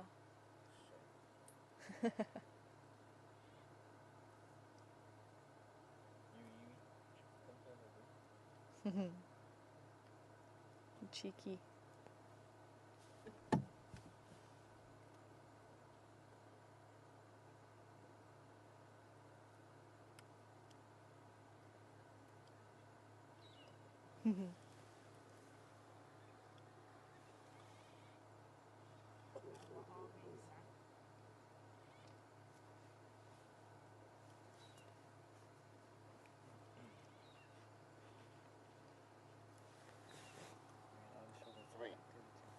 Sorry?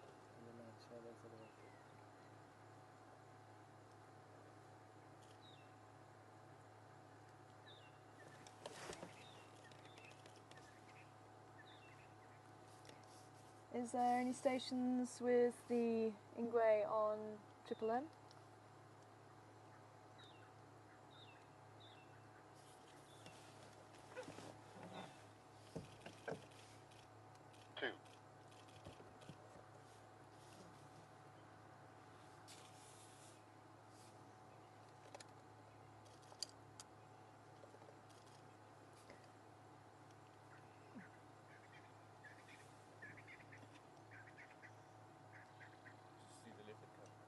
Not yet, no. We went around there, but it was already hiding. So we were taking our time and going back there again. So I'm going to try and head back that way now. Yeah.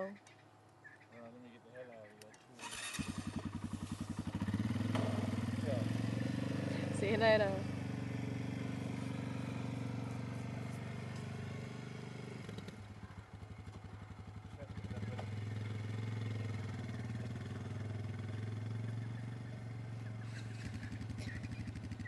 Now LB's been wanting to mate for quite a while now. LB being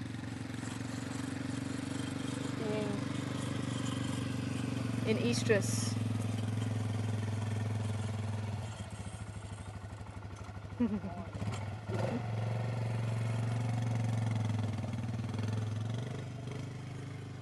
With her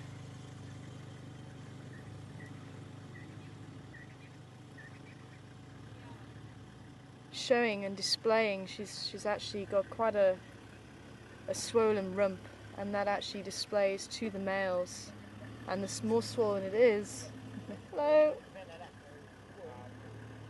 the more swollen it is, shows how ready she is to mate.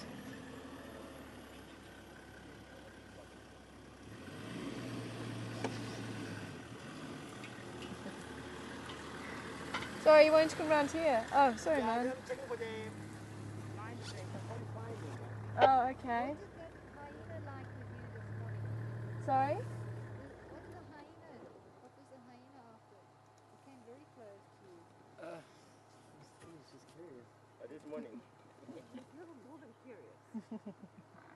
Yeah, I think he hadn't seen too many cameras in his life. I'm not sure what goes on in the hyena's mouth.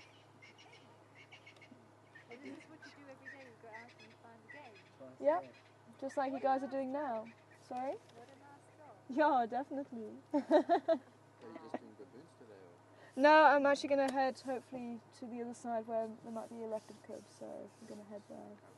Yeah. Well, I want to see the lion cubs from last night. Yeah. This morning was amazing. Yeah, I bet, hey? And where did the Absolutely. hyenas come from? Oh, it's probably the local clan they're denning down the way there, so. Because we think were so. there and then we had to go. Other Mm. people wanted to come. We were waiting 10 minutes. We came back and then the hyenas were there and the leopards were up the tree. Oh, wow, The fantastic. female was watching the impala. It looked like she was going to do it. Kind of kill or something. Yeah. Then you come back and the whole scenario had gone. For shame. Alrighty, well, I hope you have luck with those lion cubs, eh? Take care.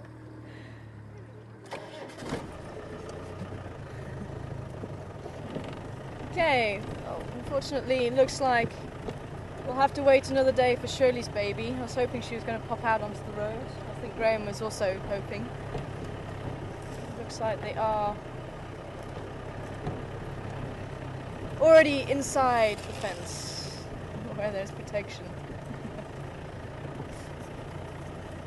Thanks a lot, Day. I'll see if we can catch it tomorrow. Definitely. Sorry, and there were some guests who were just interested in what we were doing and asking about the sighting from this morning. So let's see if we can catch up with that youngster. And, a little bit delayed getting back down to that site. But as I was just saying about the grooming there, I'll be showing that she was ready to mate, and she's been sort of ready to mate for quite a while now. And when they are grooming, they build up these relationships. And I was reading something quite interesting a few days ago, and some of these relationships might be platonic for now. And you may even get, if strange baboons come into the troop, they may strike up a relationship with one of the females and may even save their youngsters from other males who may even come into the troop and kill them, which is something I hadn't heard of before. But apparently you may get, when there's new males coming in and they take a high-ranking position, they may kill youngsters, just like lions will do the same thing. And these other males, whether they're other strangers or relatives, or maybe not even relatives at all, they may also step in and help protect the offspring. They may take the offspring on board if the mother dies. So there's a lot of intricate and complex relations or complex parts to these relationships. So you may get the baboons actually forming relationships for the possible chance of mating next time. Or it could be that they may get some backup if they have a problem, if they get picked on by other baboons, then somebody which is higher ranking may just step in and help them and fight their corner for them.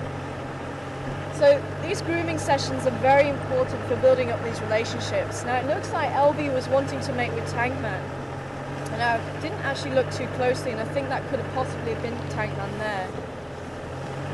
But I know she's been displaying to him a lot, and she'll actually walk right up to him and actually turn so that she shows her rump towards him. So it's been quite interesting, and I think finally he's kind of taken the hint and is now mating with her. So 6 months down the line, we may get another baby. And there is a bit of a sad past with Albie in that she has lost 2 babies now. So she does have a third. Hopefully she will survive. So let's head that way and see if we can have some luck again with those cubs. They must have been hiding just out of sight from us. It's always the way. Let's see if they are still out and about.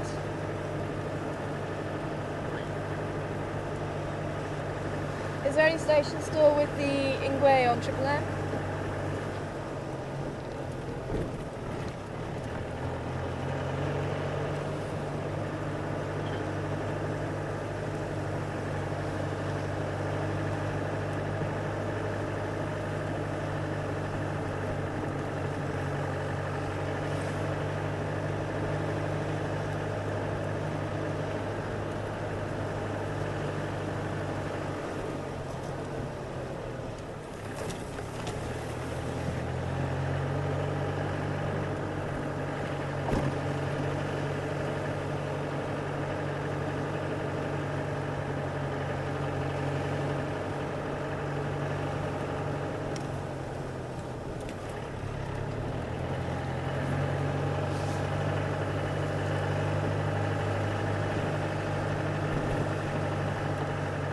So we're taking Zoe's Road. We're going to take Zoe's Road right onto Impala Plains.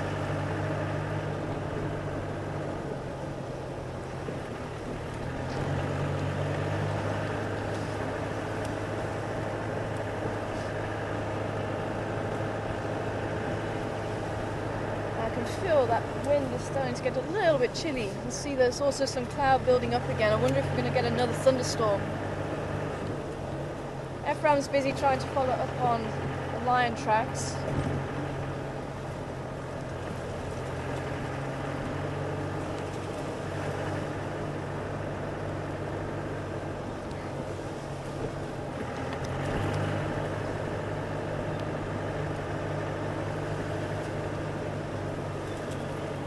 But in case we may have some people joining us, missed, Shirley the baboon has had her baby. That's why I was wanting to stop by there and see if we can catch it on camera. I don't think we've seen it yet on camera.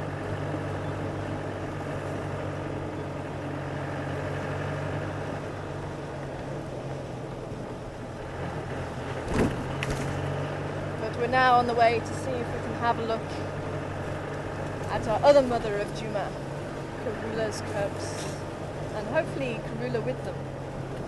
As she's off hunting again.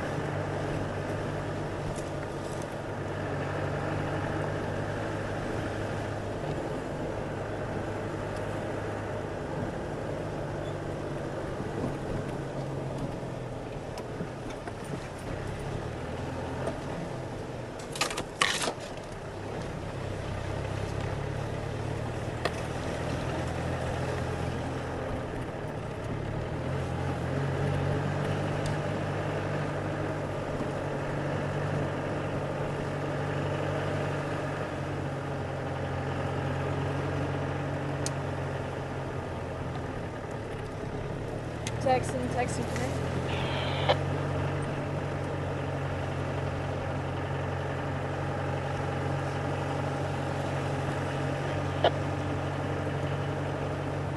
Is there any station with the Ngwe on Triple M?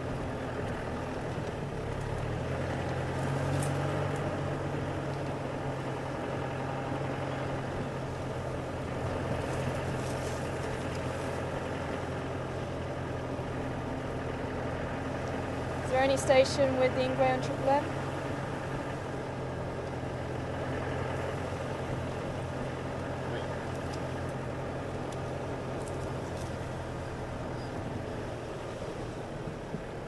Unfortunately, it doesn't sound like anyone's hearing me at the moment, so we'll have to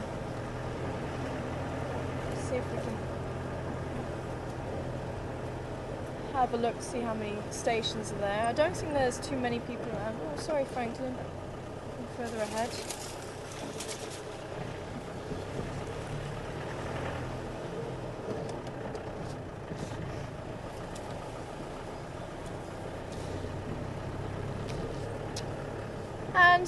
sadly, Ruan's last drive was this morning, so if anybody would like to comment on him, then all you need to do is send an email through to tryouts@wildearthsafari.tv. You would like to have your say on who is able to get the position of being a presenter here on Wild Earth. But we do have our next presenter. He should be arriving tomorrow, so his first Carla haven't moved, so pretty sure those whoever came down here wasn't Karula.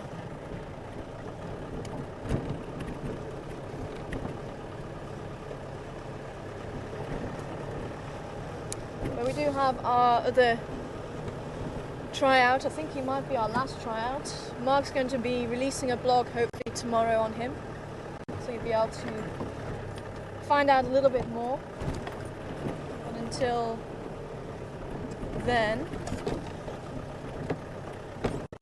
I'm not too sure what his name is actually. I haven't been told. Maybe someone can remind me of what his name is. Do you know his name? Oh, Jan, that's it. Jan, there we go. Maybe I have been. that was a bit of confusion. We thought Ruan might have been Jan, but no, the next one, Jan. There we go.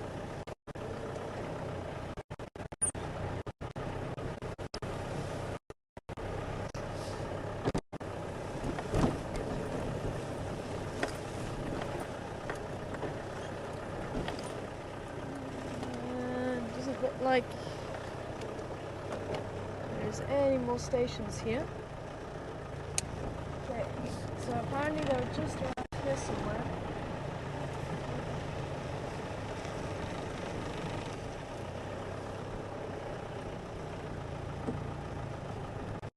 And any station copy me?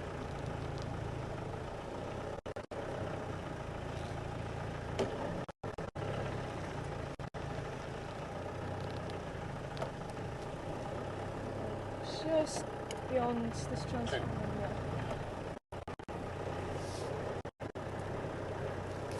Around,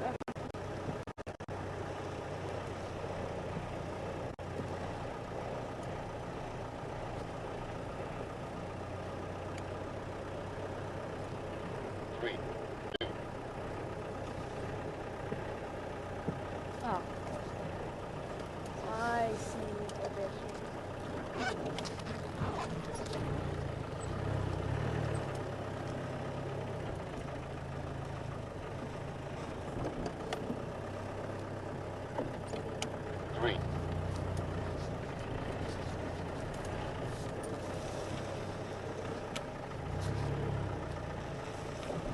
I'm not seeing any other tracks here.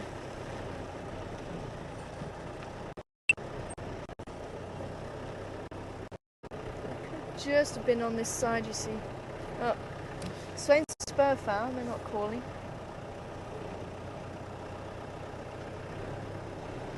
Oh, they're seeing something there. Maybe that's them.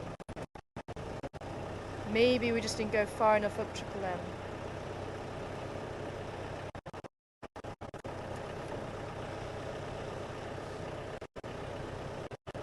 Ah, hyena.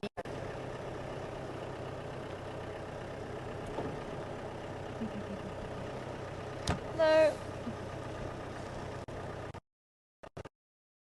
Hello, how you doing? Good, thank you.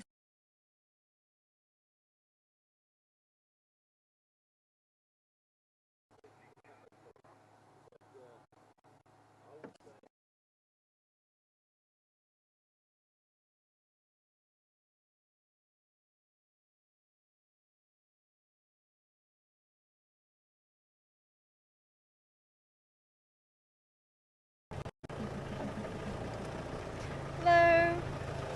How you doing? Hello. Oh, Good, good. Did you see any cubs up this way? No. I know there was one station with them, but I don't know who it was.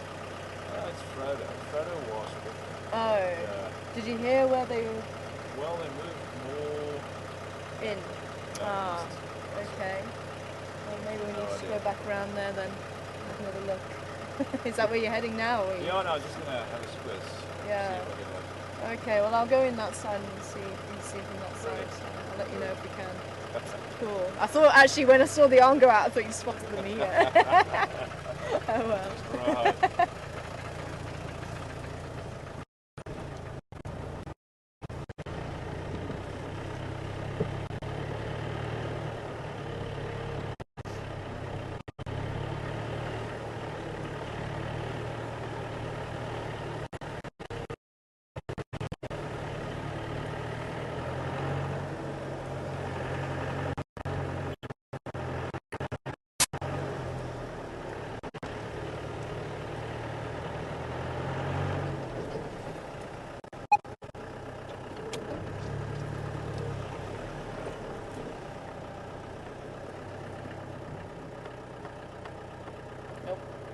Thought it might have been something, but not.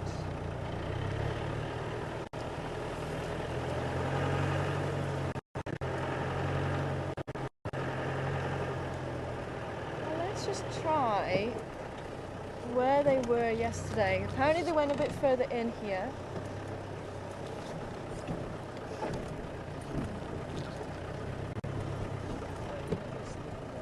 Yeah, that's what's a little bit worrying is the hyenas are snooping around, but the hyenas are a bit further that way.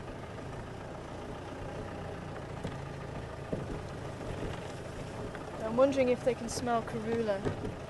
But I think we do need to stay in this area a little bit, see if there is anything that's going to happen.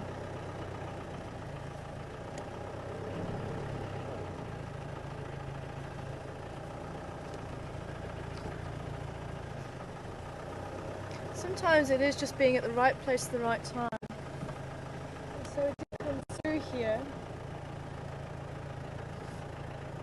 a little bit earlier. I think they must have just been hiding just a little bit too well.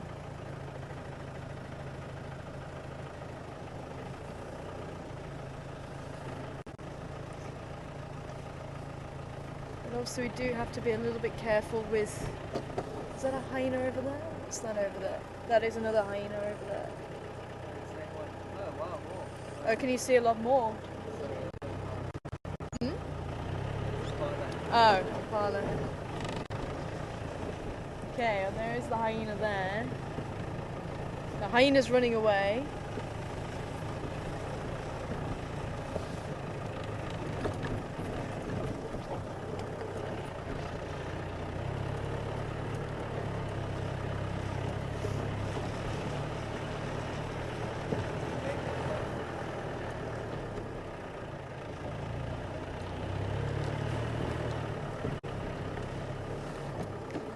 Some tracks here. Let's just quickly see what's on these tracks. Where these tracks go. The wind has actually dropped now. I don't remember seeing these tracks earlier. Oh wow, look at that. I'm sure they said Triple M, which is where we were.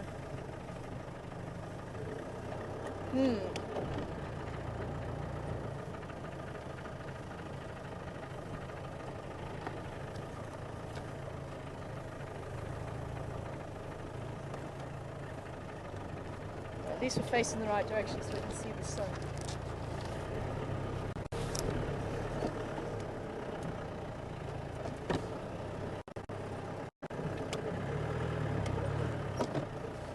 See, with the hyena being around, that could be why the cubs have gone further into the bush.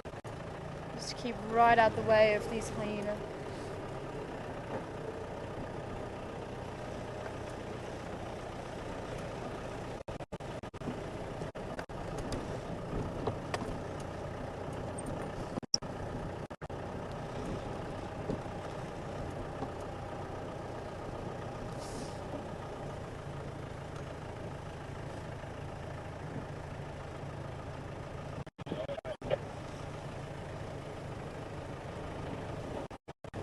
Sorry about the road.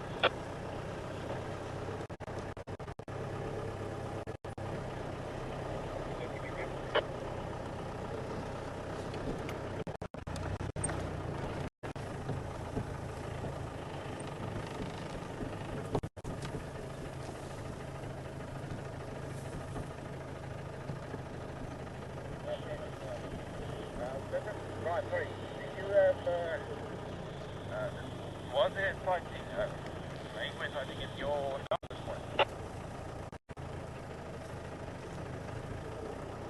Kill.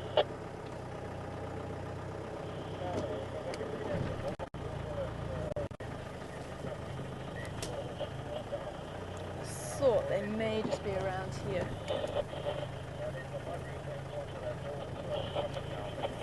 But it does sound like these cubs are on their own.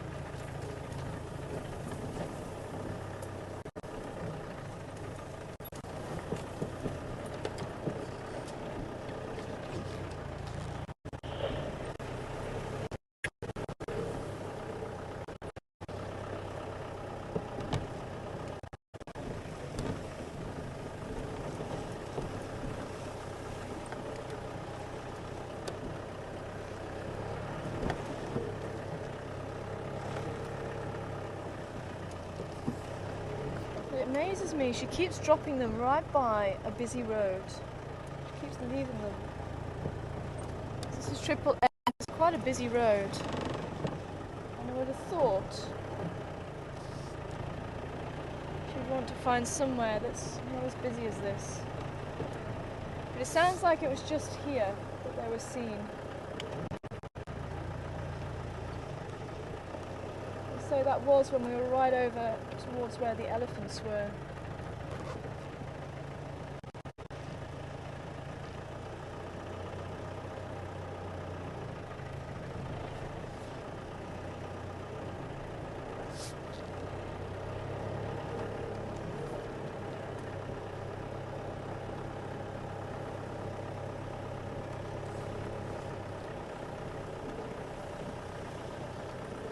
Let's go back and see if we can see the sunset.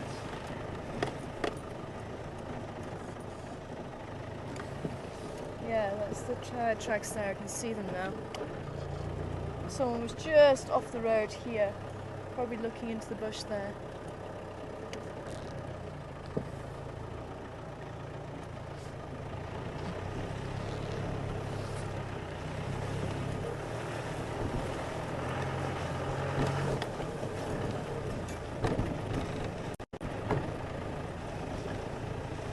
Do you ever get the feeling that some days you just don't have enough hours in the day?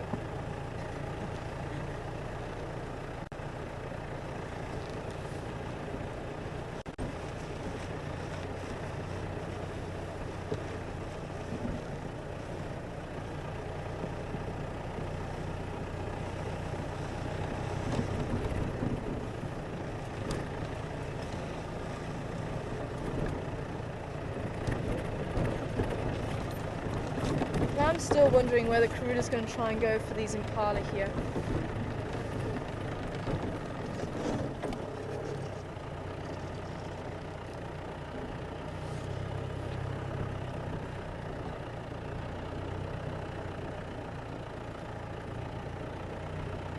So the impala are a little bit edgy still.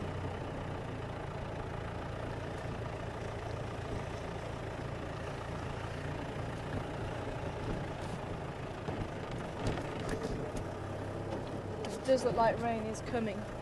I can actually turn around here. You might be able to just see vaguely the Drakensberg just off to the right, and where the sun was busy setting behind.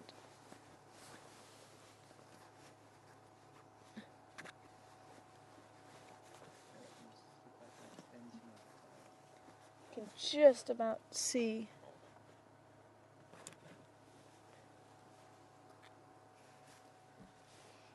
So I do wonder if we're going to get rain tonight. There's that beautiful pink haze further down, but it looks like that cloud is just thickened up so much, even over just the last few minutes. It looked like the sun was actually going to burn through and be quite pink in colour.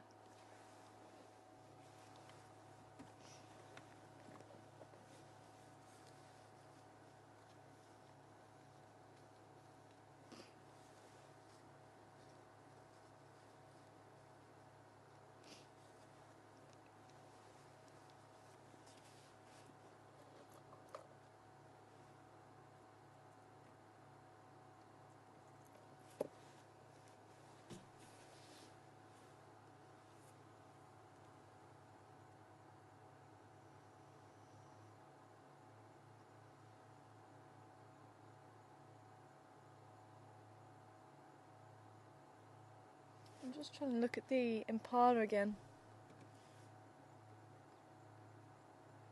It's starting to come back out onto the plain here. So that wind has dropped completely.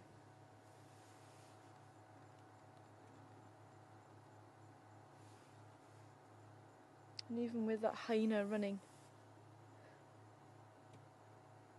I do wonder if it was following maybe even Karuda's tracks up towards Triple M. But luckily Karuda dropped the cubs off just down here.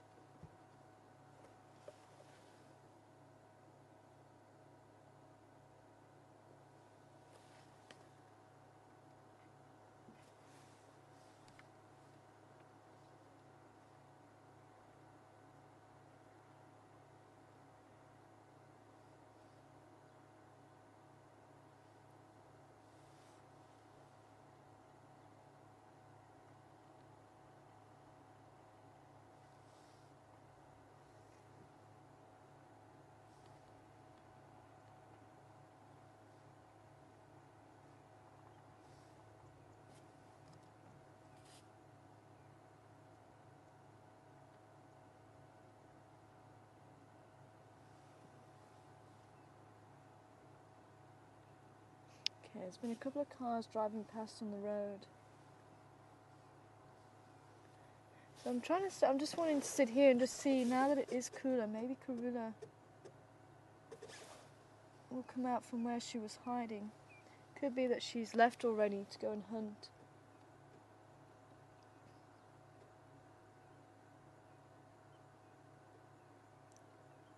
It may be worth just making another turn, just in case those cubs pop out.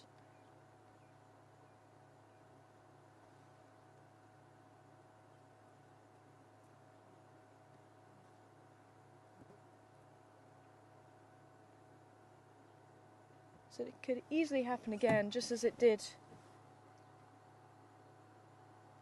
But it could be they caught the scent of the hyena and they've just gone further into the bush.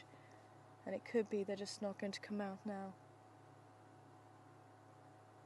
But it's amazing to really see, even at this young age, they do have this survival instinct, this natural instinct to get away from any danger. And that was very evident this morning. And apparently there was one cub that nearly ran into a hyena before running up the tree, but the instinct was there to get out of the way, to get up the tree. And now that they've had a couple of run-ins, I think, with the hyena, they're going to be knowing that scent now for themselves. They're going to be knowing, oh, if I smell that, I need to get out of there.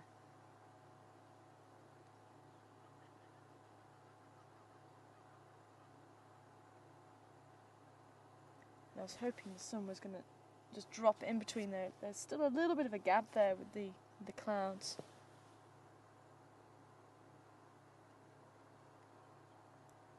The impala back to flicking their tails. They stopped momentarily as the hyena ran past them.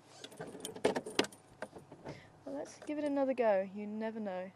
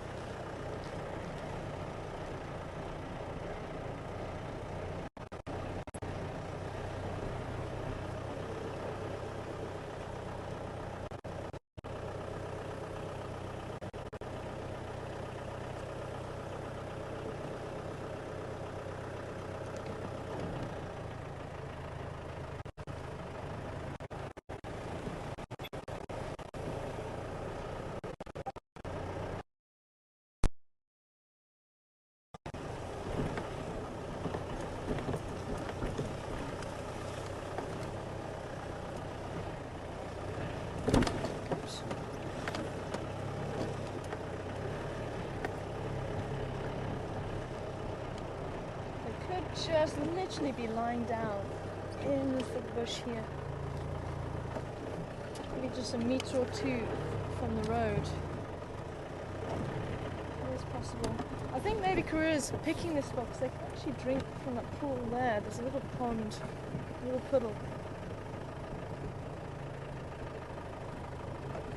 Just lying down here.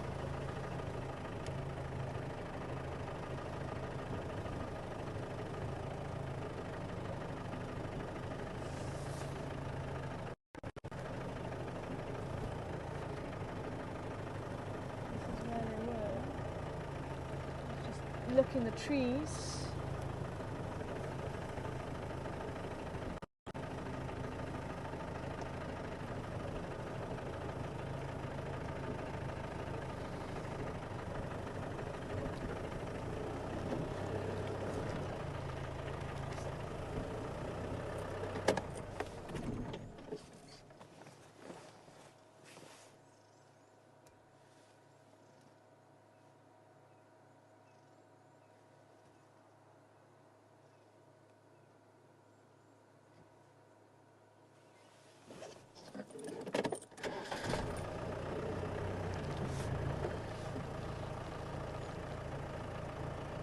Nice little leopard climbing frame just there. I thought that's where they could go.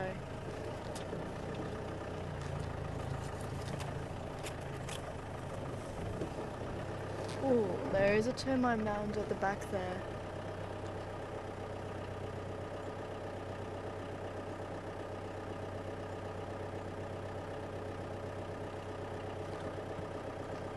Might actually be worth us trying that. He's looking a little bit thick there. Let's see if we can give it a go, because they may just have gone to the termite mound to play on.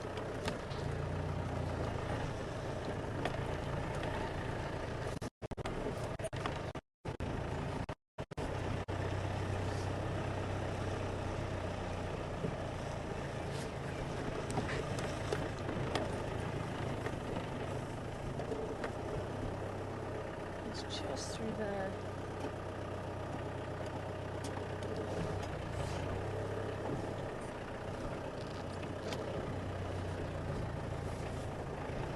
We can just put the nose through here.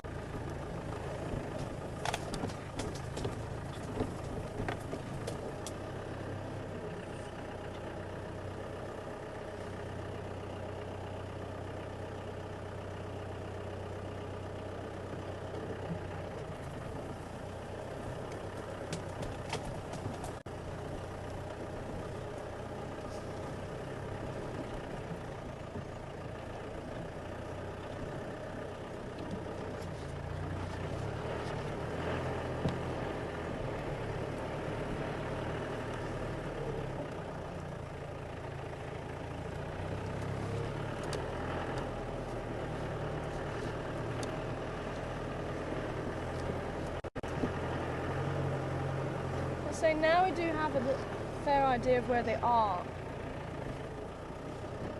Making it a little bit more easier than trying to look for a needle in a haystack, although it is still pretty much like that.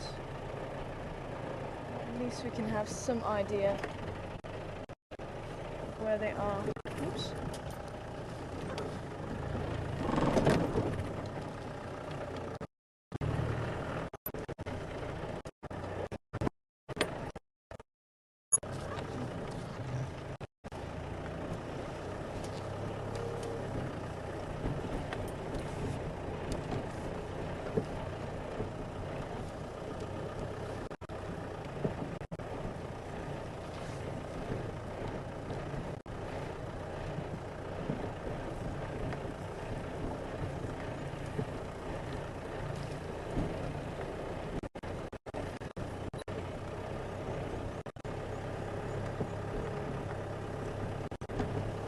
Oh well.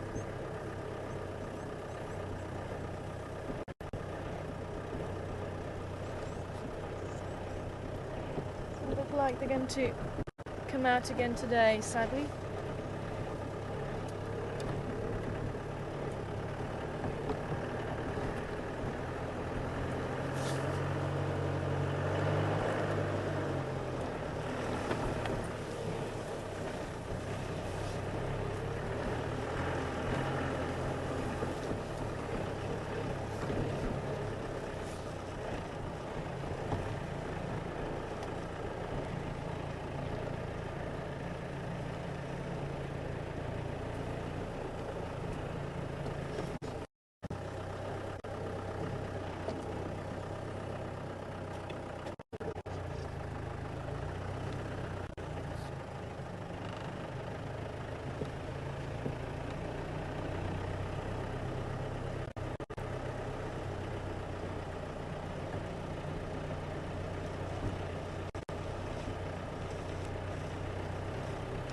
think we might need to have that question sent through again. There was a bit of radio interference again.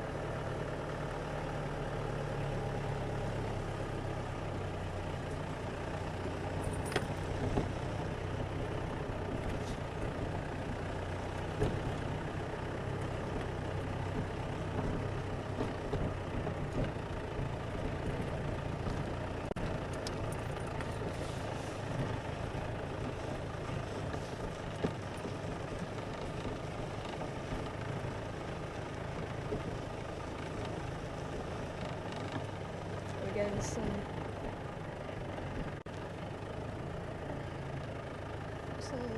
oh, I thought someone was going to poke through then.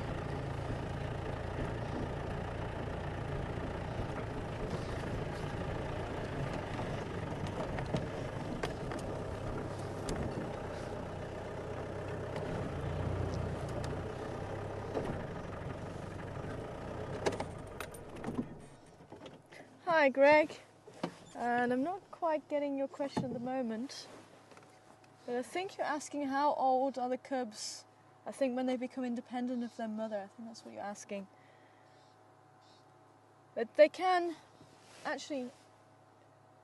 Oh, is it Zach? Sorry, Zach. Welcome on board, Zach. But it really does depend how old are leopard cubs when the mother leaves them. But it's a bit of give and take, and it really does depend on the individuals. What we found with Misha and Induna, I think we're actually lucky enough to catch up with Karula when she was calling, and the boys weren't responding to her. And I think it was just the fact that they weren't responding to her calling that kind of signalled that they were ready to go off on their own. And I think Karula was probably slightly earlier in age when she decided that she was going to leave.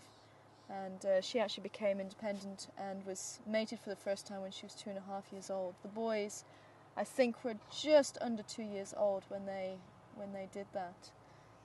But I think she actually did leave probably when she was about 18 months, maybe about 20 months old from her mother's safari.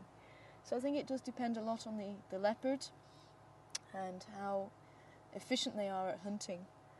And I do think that she is actually a very good mother, and she seems to be quite efficient from an early age, and that's possibly why she may have left her mother at an earlier age than the boys.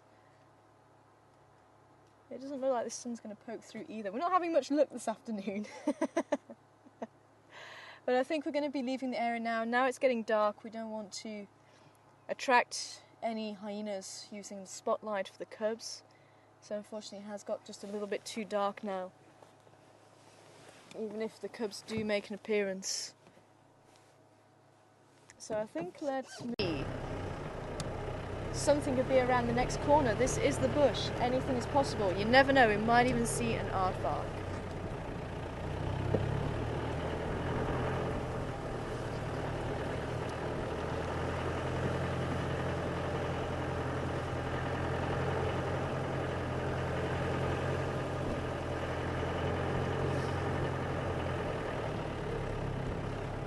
Maybe we'll be able to come back here tomorrow and see if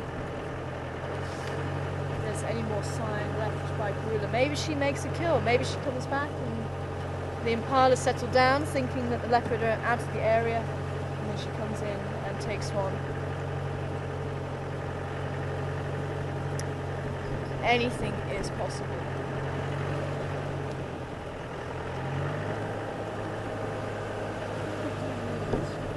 Spotlight.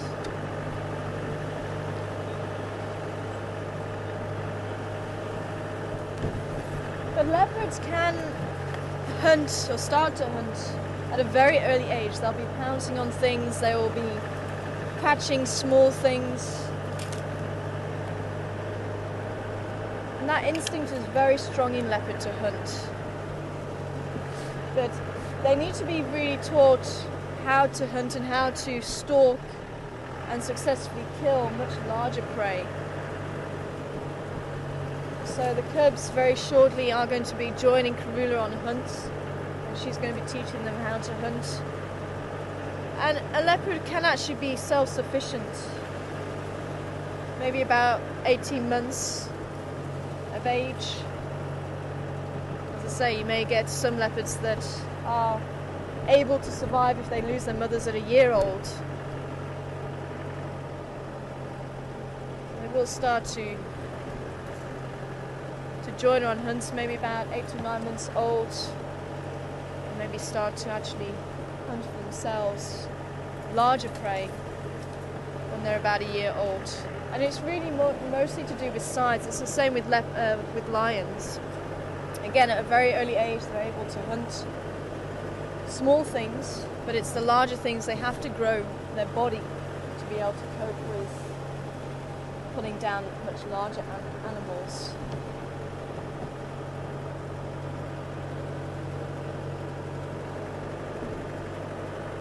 So let's head back towards Voyatella Access and maybe onto Quarantine. Let's see if there's any sign of those lions. See if they're still around.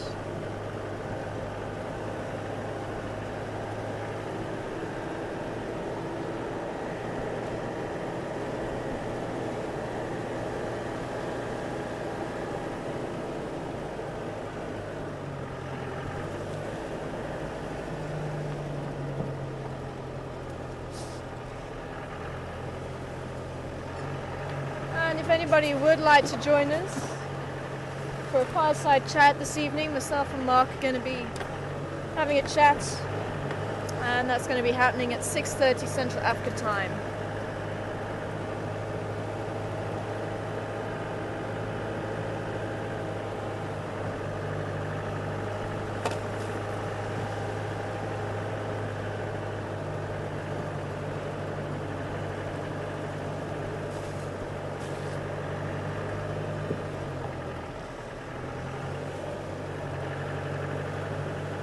I think we might just need to send that through again.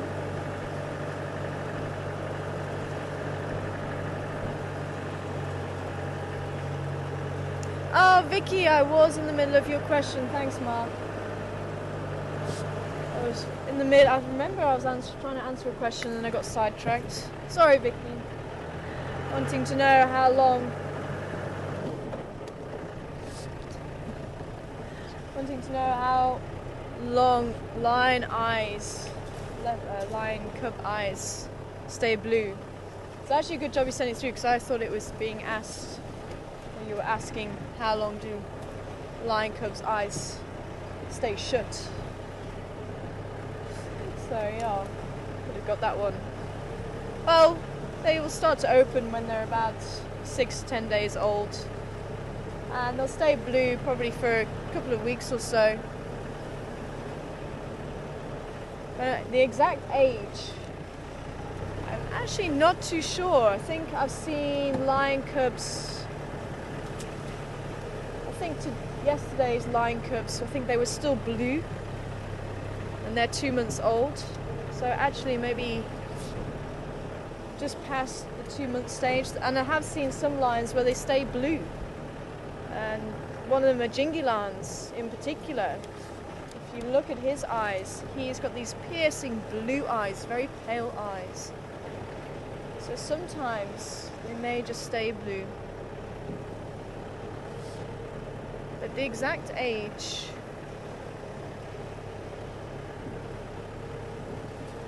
I would probably say around the 2 to 3 months old 2 to 3 months stage. But I have to actually see if I can try and find out that a little bit more, thinking about it, because I always took it for granted it was actually earlier, but I think it could be a little bit later. I'm just trying to think of all the lion cubs that I've seen and what age. It's one of those, you can't just take it for granted. They are yellow.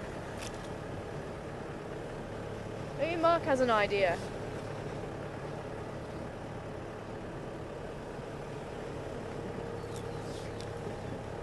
What age generally the eyes turn from blue.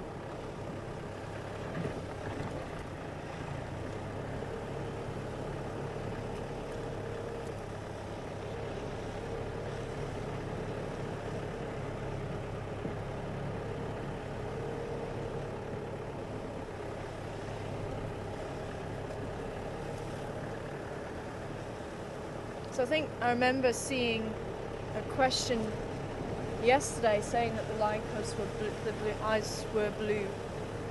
The lion cubs.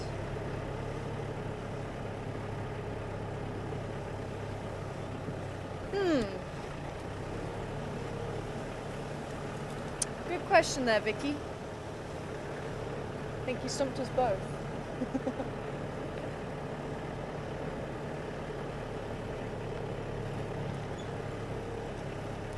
But I think those cubs were about 2 months.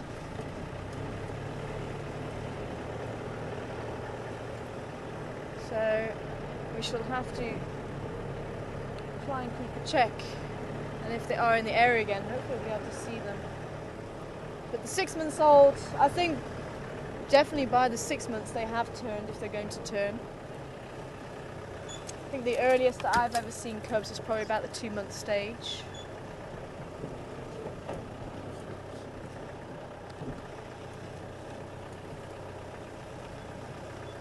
We're talking blue or light. Yeah, I think it's blue, Vicky was asking.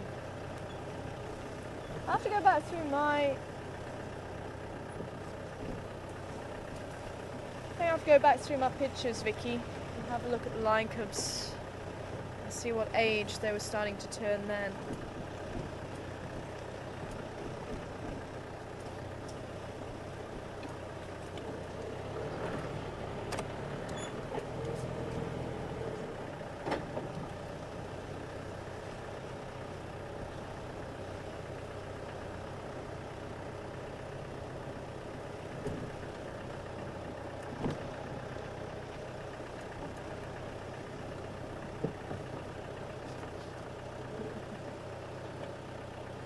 How's it? How you doing? No worries.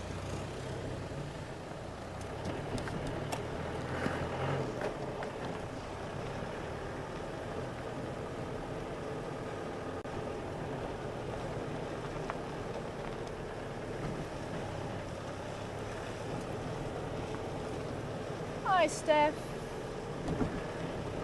Welcome on board to you, and I hope you're enjoying some lovely weather over there in England. And a very, very difficult question, Steph. And I think as guides, we hope we never have to really see that. And unfortunately, it's human nature. And Steph wanting to know if we saw the hyenas attacking the leopard cubs,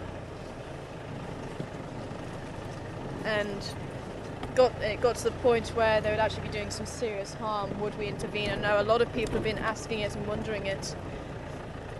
And certainly from a human point of view, and I'm sure everyone knows by now, that we do have a very, very big soft spot when it comes to leopards. And obviously these cubs that we're following day in, day out, I would certainly want to try and intervene as a human. And obviously you just get so attached to these animals. But you do have to remember at the end of the day, a leopard cub is really no different to an impala. And yet everyone's, or a lot of people are, are accepting of the fact that impala are killed for food. But when it comes to a cute little leopard cub, it does become a lot more difficult. But in nature, a leopard cub, the life is no different to that of an impala life. And leopards, with them being predators, that's one of the reasons why they do have a number of cubs, is to try and make sure that at least one will survive. But believe me, it is such a difficult question, Steph, because you really would want to interrupt, but there's, by laws of nature, we shouldn't interrupt, we shouldn't get involved, because we actually privileged in actually seeing their lives and seeing their behaviour and being with these animals.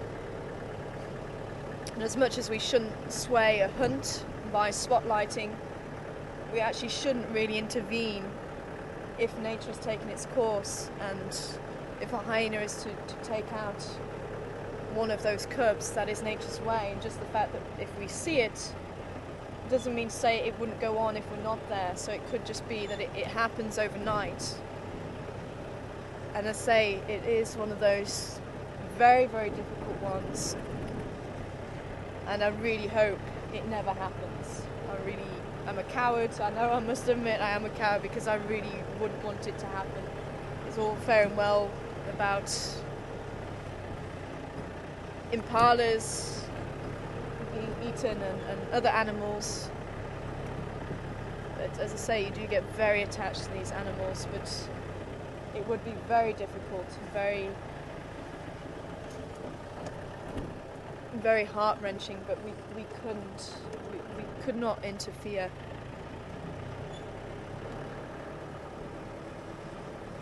It would be wrong of us.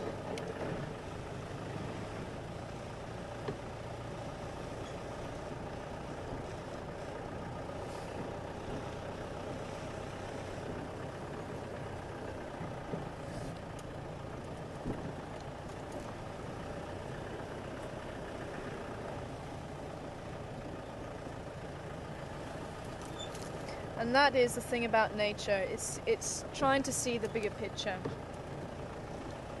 I mean, we could easily let's say easily, we could sort of get the animals in the area and not give them names so we don't recognise them, or you don't get attached to them. But it is a human thing to do. It is a human thing to get attached to the animals, and even the I've got very attached to those wildebeest, I must admit. And I'm always quite happy. Oh, someone's in the road. I'm always quite happy to see the wildebeest and see how the calves are doing. And who have we got in the road? We've got somebody in the road.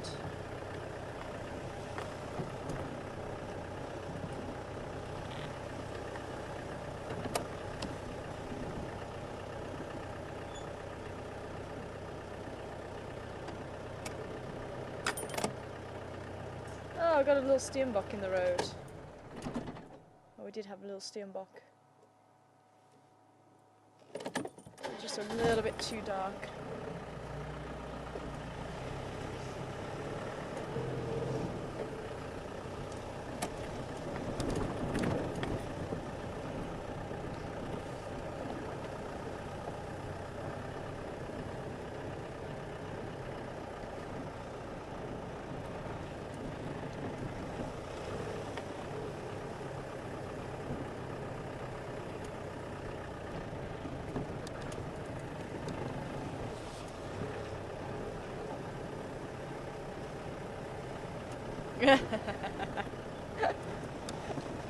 Who is that? Chris with a K, saying we're going to see Karuna, and Tim and Connor saying we're going to see Karuna kayak around the next corner. And Hunter.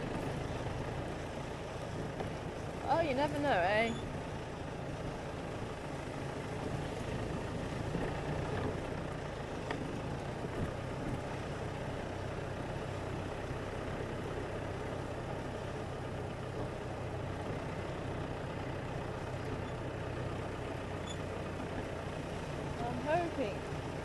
I'm always hoping.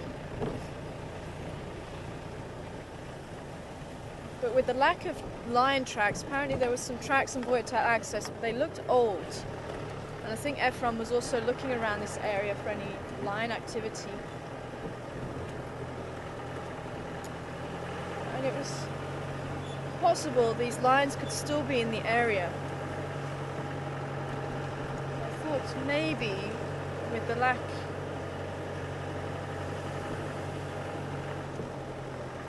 of tracks, it might be worth just checking around the quarantine area and around Twin Dams Road. They could just be around, maybe in the drainage line by Zoe's Road. That's why we were checking on the northern side of Zoe's Road.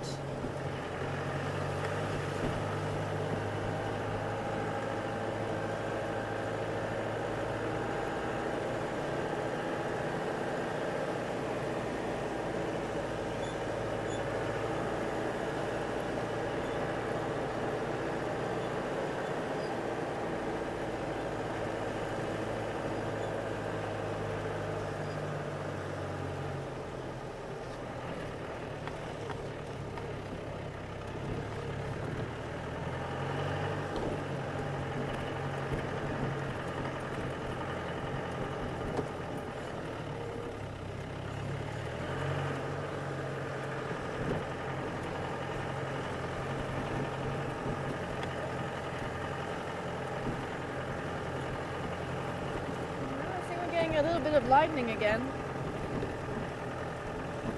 Maybe this is what the cats are waiting for. Maybe they're waiting for the rain to pull in, giving them a slight edge when they are hunting.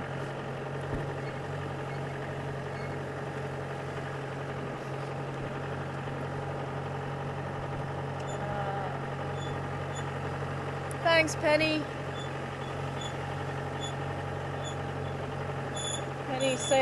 Penny from Durban, saying that they've had torrential rain all day, so the cold front should be on its way to us. And I think you could be right, Penny, just judging by that cloud there. I think we are going to get there.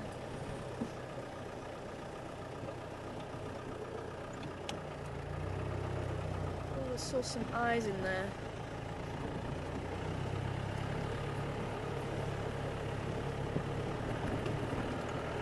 Very unusual, we're getting thunderstorms now in May. Very unusual.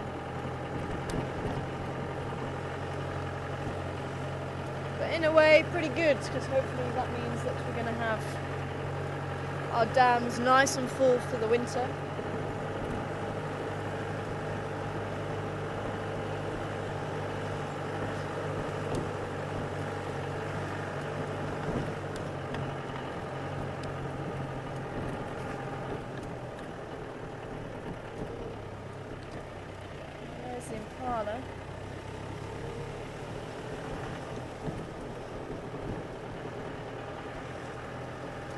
Maybe we should try just on the western side of Quarantine.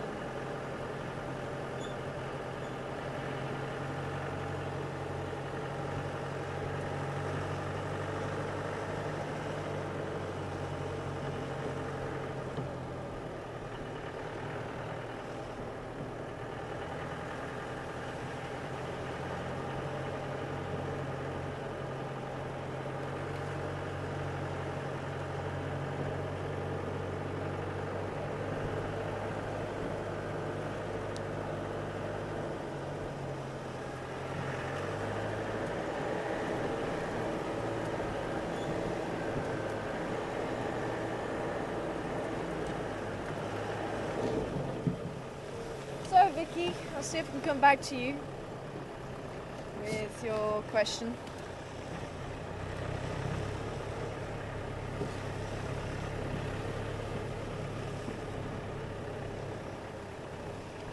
So yeah, I've always taken it for granted it was a couple of weeks and then they start to turn. I'll have to check those Lion Cub pictures again. I think someone was saying they were still blue.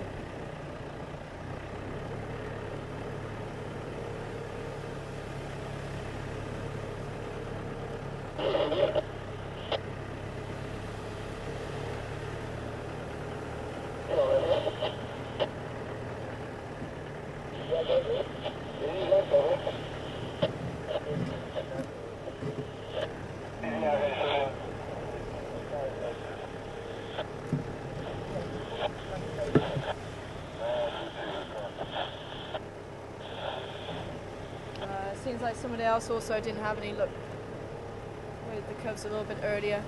So I wonder if they just popped out and popped back in again. I think it was just Ephraim saying he saw them.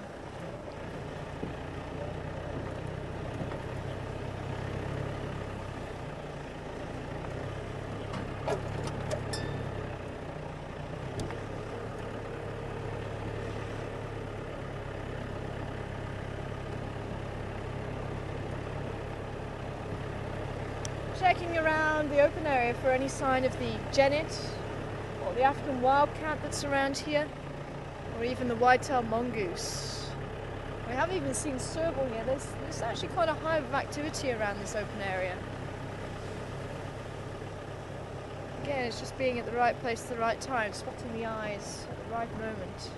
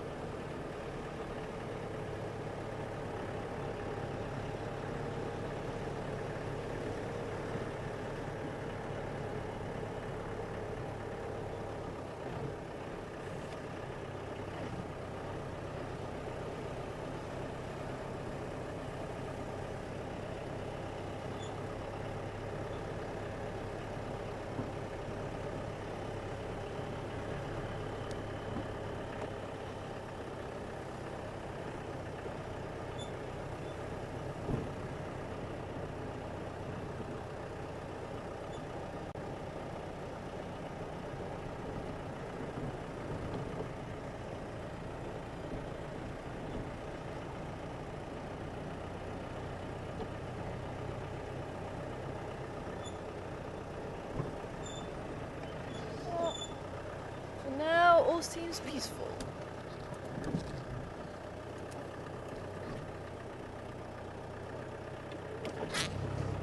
So, unfortunately, I say I could just do with another couple of hours.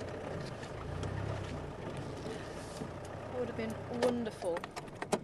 But sadly, we are going to have to say goodbye. As I say, sometimes you get it like that, sometimes you can hit it just spot on, and we have had a few days like that. And unfortunately, today was one of those days where we were just at the wrong place at the wrong time each time. But at least we managed to catch up with the Gara gang and some of the elephants before they headed into the bush. But if you would like to join us for a fireside chat at 6:30 Central Africa time, then please do tune in. Myself and Mark can be sitting around the campfire and just talking about bits and pieces, and also introducing our little award, so you'll be able to see that as well. So do join us then. Myself and myself and the rest of the crew, I'm going to be saying good night, and we'll see you soon here on Wild Earth. Do join us for our next safari at 6 o'clock Central Africa time. Sorry, 6:30 Central Africa time, and that's going to be heading out tomorrow morning. But take care, everyone. Thanks for all your questions, and we'll see you again soon.